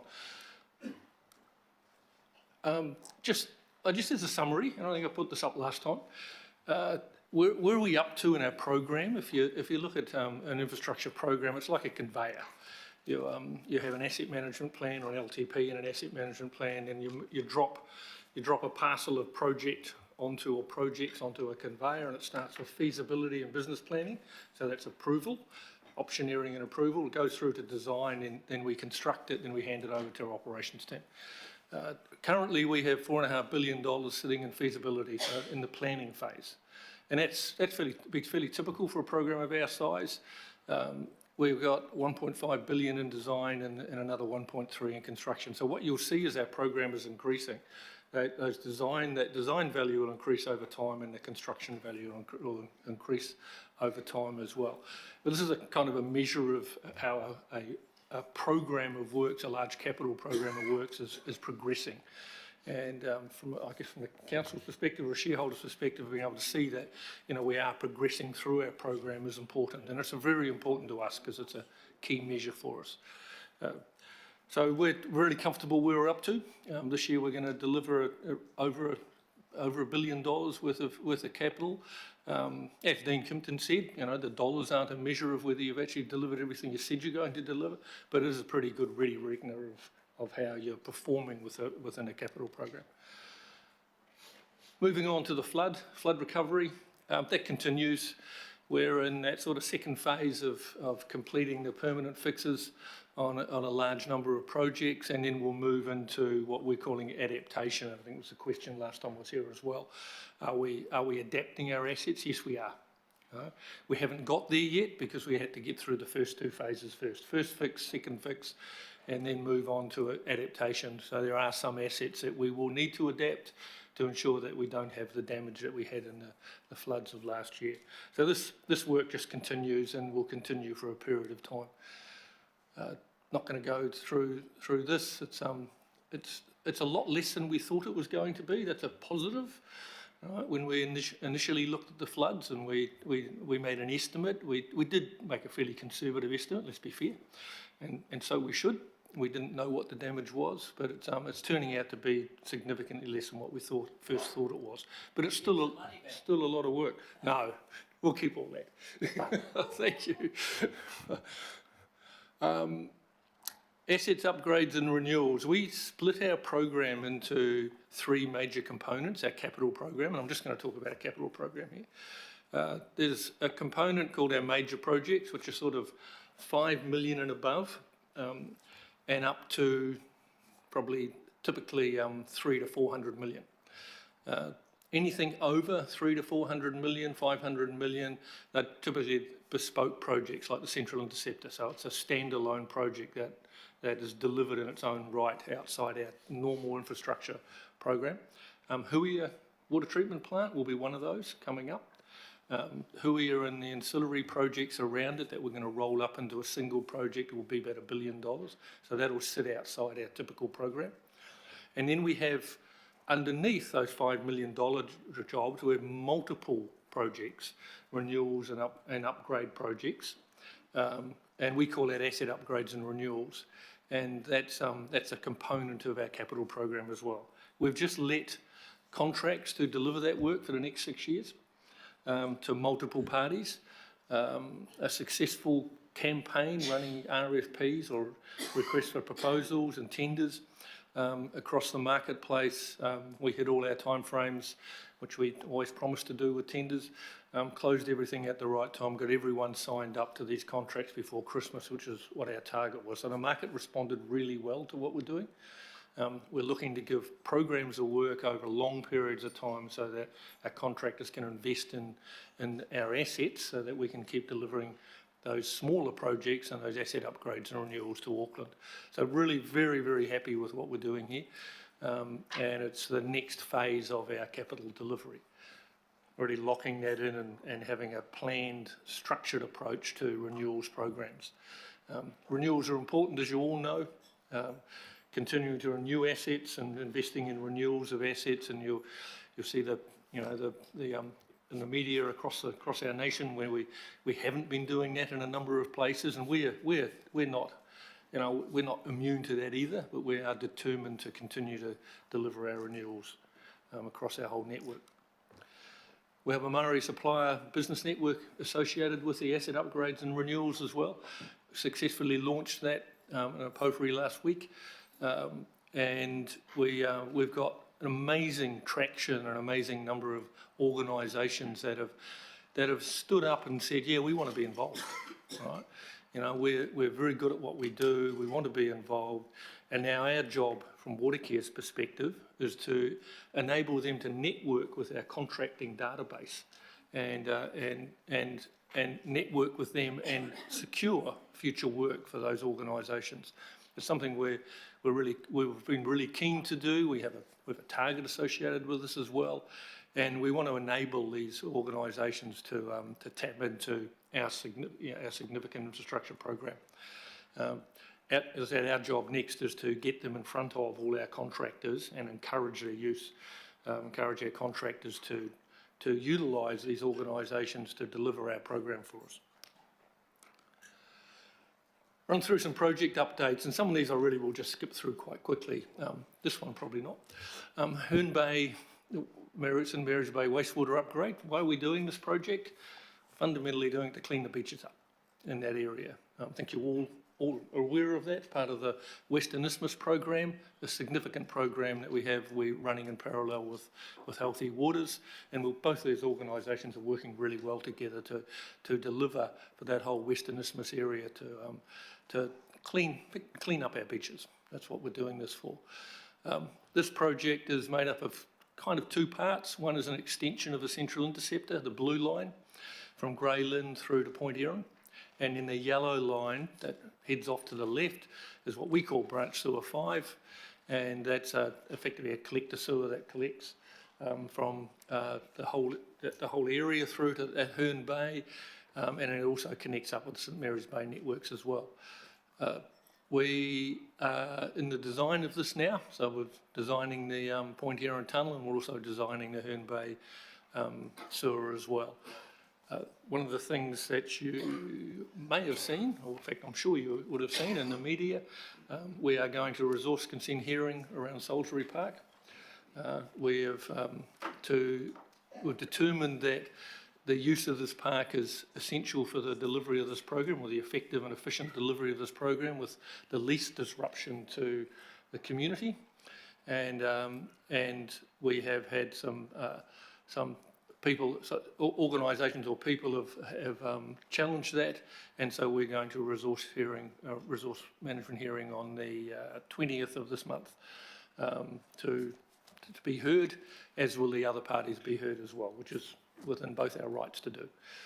So that will continue until you're likely may see some more media activity on this as councillors or as citizens of ratepayers of Auckland, but we are in a process, and that process will come to a conclusion after the Resource Management Act resource hearing. The Central Interceptor celebrated Christmas. See Father Christmas there and an elf by the look of it. Right, down the tunnel. I'm not sure whether that's where they normally come from, but they did this year. They did last year. Look, the project continues, and it's continuing really well. It's a Pardon? I can't comment. We've now got past May Road and heading towards Grey Lynn, and by the end of this year we'll look to liven up or commission up that southern section through to Mangere Bridge. So that's to be a significant milestone for this project, and it keeps hitting its straps. This project, it is a significant infrastructure project.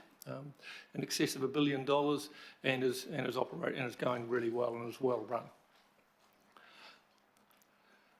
The Northeast Wastewater Scheme in Warkworth, I talked about this last time. It's made up of a new wastewater treatment plant at Snells Beach, a connecting tunnel from Warkworth through to Snells Beach wastewater treatment plant, a already completed outfall from Snells LG's outfall, a new pump station at one of the parks in Warkworth as well, Lucy Moore Park in Warkworth. Project's going really well, the tunnelling is going well, the outfall is complete, as I said. The Snells Beach wastewater treatment plant's a challenging project. It's a large treatment plant, one of the largest treatment plants to be built in New Zealand for a long time. It's just a challenging configuration. So we it's going well for us, but we are pushing our timeline on that. It's just a picture of one of the later pictures of where it's up to. So one of the challenging features of this project is it's a long, narrow site, where typically a treatment plant would be more of a condensed site and a lot easier to connect everything up. But that's just the intricacies of the land that we had available for this particular site. But it is the delivery of this is trucking along pretty well, and we're looking to complete in May, slightly behind schedule. And that's the transfer pipeline. Nothing really to say in there, except it's to the maximum depth. I think it's about 70 metres, so it's a long way under the ground. It's the third pipeline of this technique that we've delivered. And so we've delivered pipeline after pipeline after pipeline, which is part of a program and what we're wanting to do with our program. And it's one of the fascinating things about the work that our contractor and ourselves have done on this. We've created new world records in driving pipe of this size and this depth. World record and international records, won international awards for it, and also the contractor on this particular project now is advising one of the world's leading tunnelling equipment specialists because of the amount of work they've done in this area. So it's really put New Zealand on the map with respect to tunnelling. Should have done light rail. Not too late. Just a photo of it. The team there, really proud of that team. They, the McConnell Dell team, they've just done some really stunning work on this project, and so have the water care team who support them. Queen Street wastewater diversion, a really challenging project in Queen Street. We're working with the Midtown team to ensure that we get this project done and completed and out of there, so in line with CRL. It's challenging because of the congestion, the traffic and everything associated with Queen Street, of course, but the other is all the utilities that are in that area as well. It's heavy, a lot of underground services, so we're having to do a lot of it in-ground investigation. But it's going to plan, and we're really comfortable that we'll be hitting our timeframes on this project. But it is a very challenging and technically very challenging project. Mairangi Bay, nearly complete, 97% complete. That will support, reduce overflows in that area, and also support some growth in the area as well. The local stakeholders and community in there have been really supportive on this project. A bit of a challenge at the beginning because of where we were building it, but as we've been building it, certainly the local community has been really supportive of what we're doing. Very similar to what we heard from AT. We do get a lot of stakeholder support around our projects. It's amazing how many people come out and give people cups of tea and muffins and really support the work that we're doing, to support the city. The Southwest scheme, that's getting underway. What are we doing there? We're connecting up Kingseat. We're building a new wastewater treatment plant. We're moving the Waiuku treatment plant through to Glenbrook, connecting that up, and then we have a discharge just by Clark's Beach there, further up closer to the Manukau Harbour. The current discharge is down by Waiuku, so we have a consent to discharge further up. So that project is moving along, and we're in the middle of a hearing right now on that project, on the construction consent hearing for that project. It's happening as we speak.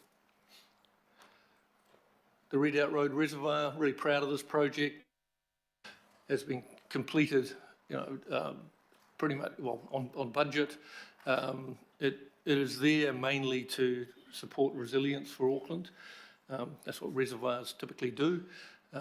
It's big, 46 million litres. It's the third reservoir there, and we have another one planned as well on that Redoubt Road site. So 80% of Auckland's water, 75% of Auckland's water go through these reservoirs, so they're a particularly important site that we have resilience up there, and we have very robust assets sitting in that particular location.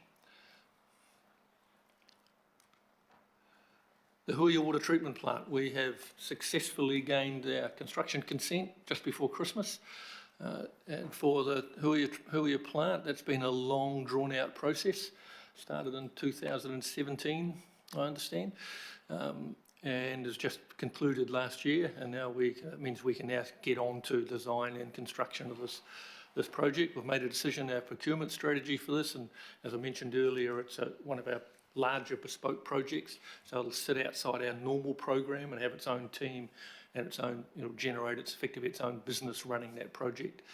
A challenging project where it is, right? It's up in the Waitaks. It's got access problems because of the roads up there, and we will be working very closely with the selected contractors and selected designers to minimise the disruption to the community. One of the drivers in that project will be to prefabricate as much as possible right? So that we can reduce the amount of traffic and transport that's going, you know, backwards and forwards up and down those roads.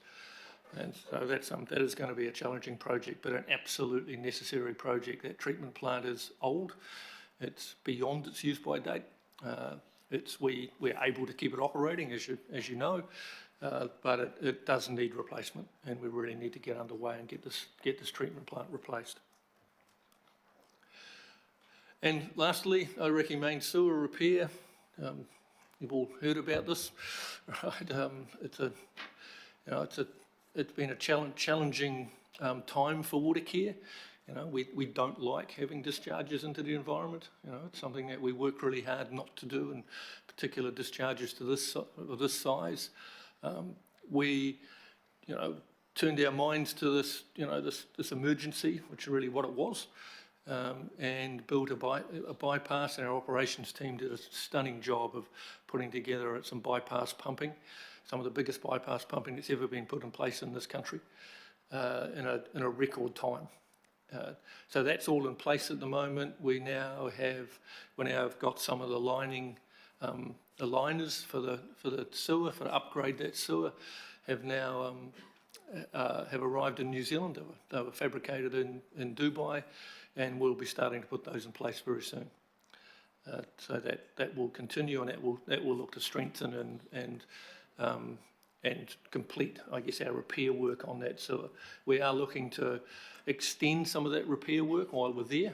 We take the opportunity to extend some of the repair work further than what we need just for the repair of the particular location that the sinkhole came into existence, and that will help us to I guess build some resilience into that asset as well. We'd always planned to reline it, but this has given us an opportunity to get in there now and do some work while we're doing the repair. So that will continue to keep you updated on progress on this particular project, so you understand where it's at and where we've got to. And I think that's about it for me. Hopefully I've hit my time. Yes, thank you, Steve. There's a lot of projects across a lot of the region. Very impressive the work that's going on there, particularly up there in Snells Beach. Councillor Sayers must have been out doing a couple of shifts over the Christmas period, I think, yeah. Okay, we'll open it up for questions now. Councillor Ferry. Thank you, and really appreciate that. Really useful report. What I was curious to know about is, you mentioned the Central Interceptor project, a lot of the parks in particular that are being used for access points and work sites run through the Albert Eden Puketapapa ward. And my experience over the several years that work's been ongoing is that the comms and engagement from the Central Interceptor team has improved and improved, and got to a point where I think it's a bit of a model for other parts of the council family. So is there any work happening there to sort of share some of those ideas and systems? And noting the Central Interceptor, of course, has a massive budget, far greater than many of the other projects that council runs. So, you know, how can we learn from that, and are those conversations happening with other parts of the council whānau? Thank you. So the answer is yes, we are, and we do have recognised the work that the Central Interceptor team have done. Our stakeholder team is modelled for the rest of our project, is modelled on how the Central Interceptor have improved on their stakeholder management. But look, I really do appreciate the fact that you've called it out. They have done a stunningly good job in stakeholder management, and some of their sites and, you know, in the reserves and the areas that they've been building have been really difficult. Right, they're big sites with a lot of equipment, a lot of machinery, and the local community's been very, very supportive of what they were doing, and a lot of that is down to the comms and the stakeholder engagement. And I think that the community understand why we're there. And I think as soon as once we all understand that, it's easy to accept there may be a wee bit of disruption. because it's very hard to build infrastructure without disruption. No, thank you for that. I think one of the key elements there has been the recognition that there is not just the immediate neighbours or the immediate neighbourhood as an audience, but also the broader public. So, for example, the I forget what you call it, the engagement caravan or whatever it is, the mobile unit that moves around. You know, I've seen that down on the waterfront here and places like that. And so I'm particularly interested in how we can learn from those broader engagements as well, recognising the broader audience that we need to bring along for the story. So be interested to see where that goes next. Thank you. Yeah, the same would apply for the communications in Morangi Bay too, has been very good, as Councillor Walker would attest. Member Brown.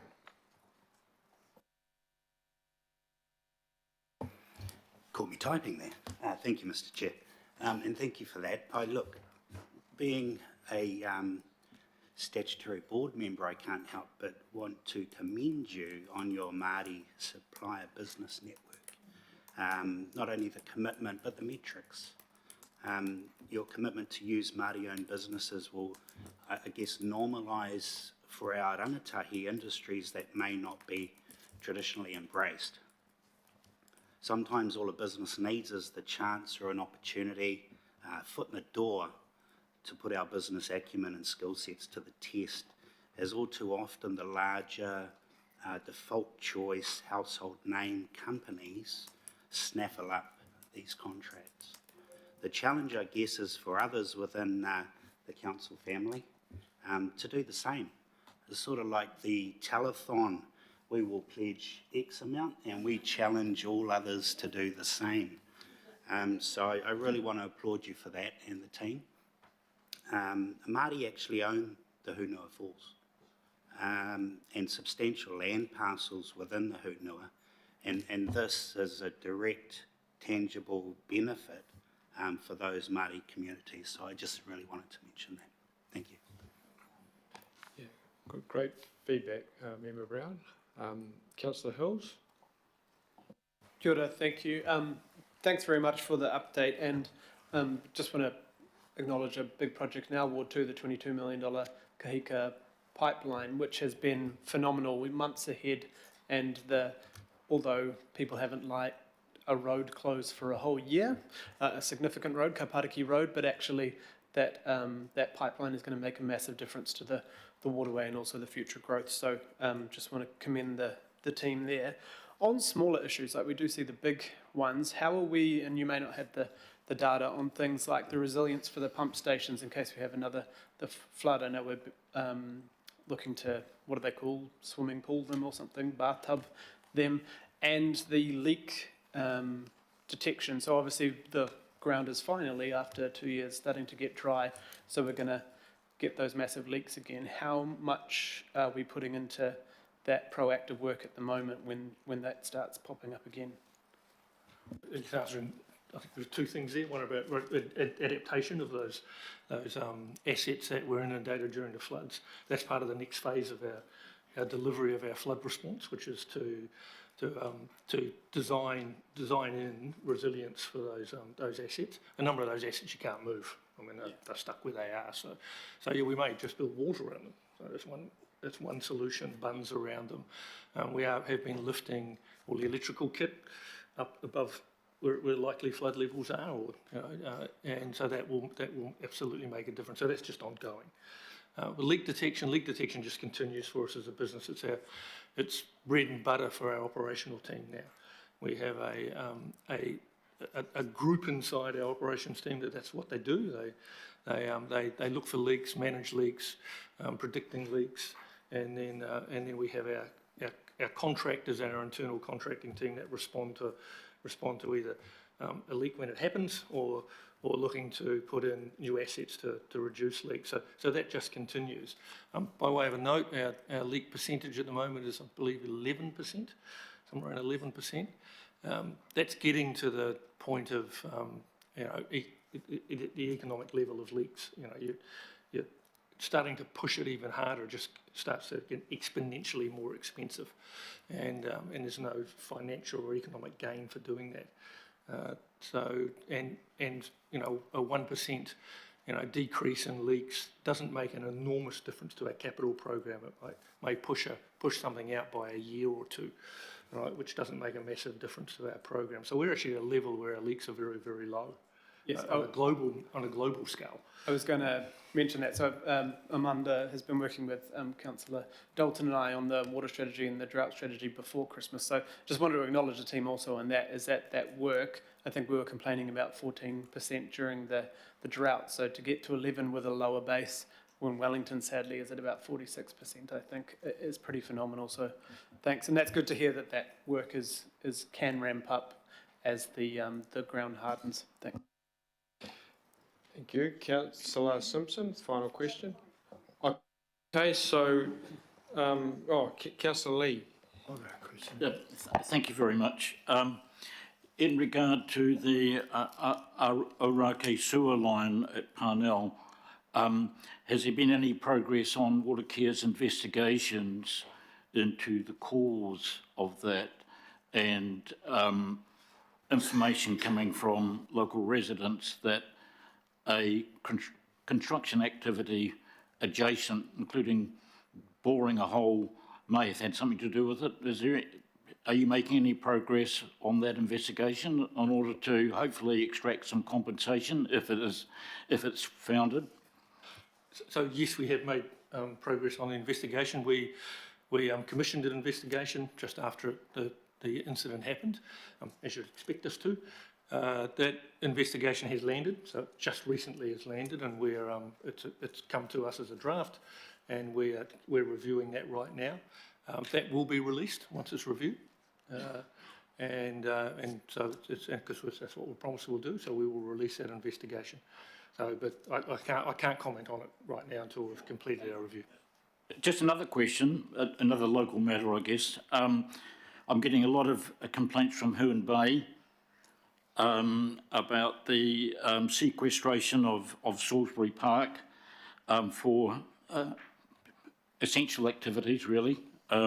However, as you would know, there's a school of thought that feels that a depot next to the Harbour Bridge would be adequate, but obviously that's not expert opinion. The other concern is that you may end up doing an AT and the job may last a lot longer than originally scheduled. So I had spending a lot of time dealing with neighbours on this one. I understand though that the nearest neighbour, being the Petanque Club, has an understanding that you may make available for events some car parking space. Is that correct? I'm not. You don't know? I actually don't know, so I'm not over that detail. So. Okay, that'll probably come out on the hearing. I can come back to you with an answer to that. Okay, thank you. Okay, Mayor Brown. Oh, sorry, mine was about Salisbury Reserve too, from the same thing.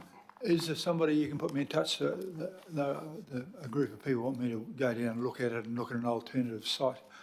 I have no idea whether the other one's any good or not, but is there a person you could put to join us who might be able to add some sense to what is becoming slightly emotional? Absolutely, yeah. So look, I'll suggest just get in touch with myself, and we'll organise someone to be with you. Yep. All right. So we have a recommendation before us, moved by Councillor Simpson. Do I have a seconder? By Councillor Ferry. Thank you, Steve, for your presentation. Councillor Simpson want to speak to the item. Thanks, Chair. Look, just briefly, I'm not going to comment on any particular project because I think you've got a handle on pretty much all of them. You know, someone who can do 61 projects under construction, 61 in design, and 106 in feasibility, totalling 7.3 billion, communicating well with the councillors and I'm sure the local boards is something to be congratulated. So I just wanted to put a positive end to it, Mr. Chair.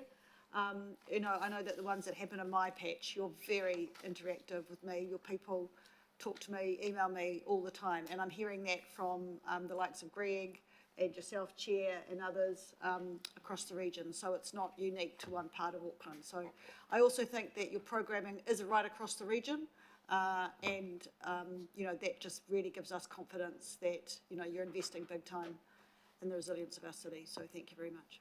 Okay, thank you, Councillor Simpson. It's been moved and seconded. All those in favour? Aye. Against? Carried. Thanks, Steve, and all the best if we don't see you before April.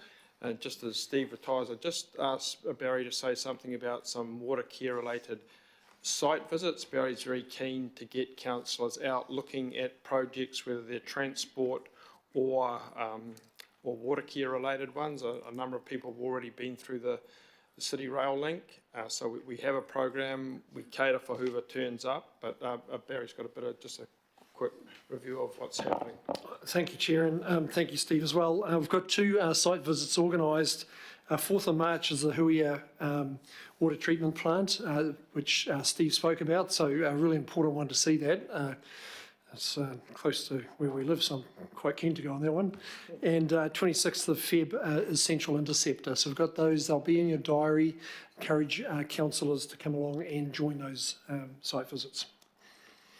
Thank you. And certainly anyone that's been on the City Rail link one, you know, seeing is believing. When we actually see the scale of some of these things, you're certainly the better for it. So one final item to go. It's a pretty much pro forma one, hopefully. Item 10 was a summary of transport and infrastructure information memoranda, moved by Councillor Walker, seconded by Councillor Simpson. No questions. All those in favour? Against? Carried. That brings to an end the meeting. A little bit over time, but Mayor Brown, you've got your extraordinary meeting now, so I'll vacate the chair. Thank everyone for their help today. Nada, Duncan. Barry, thanks very much.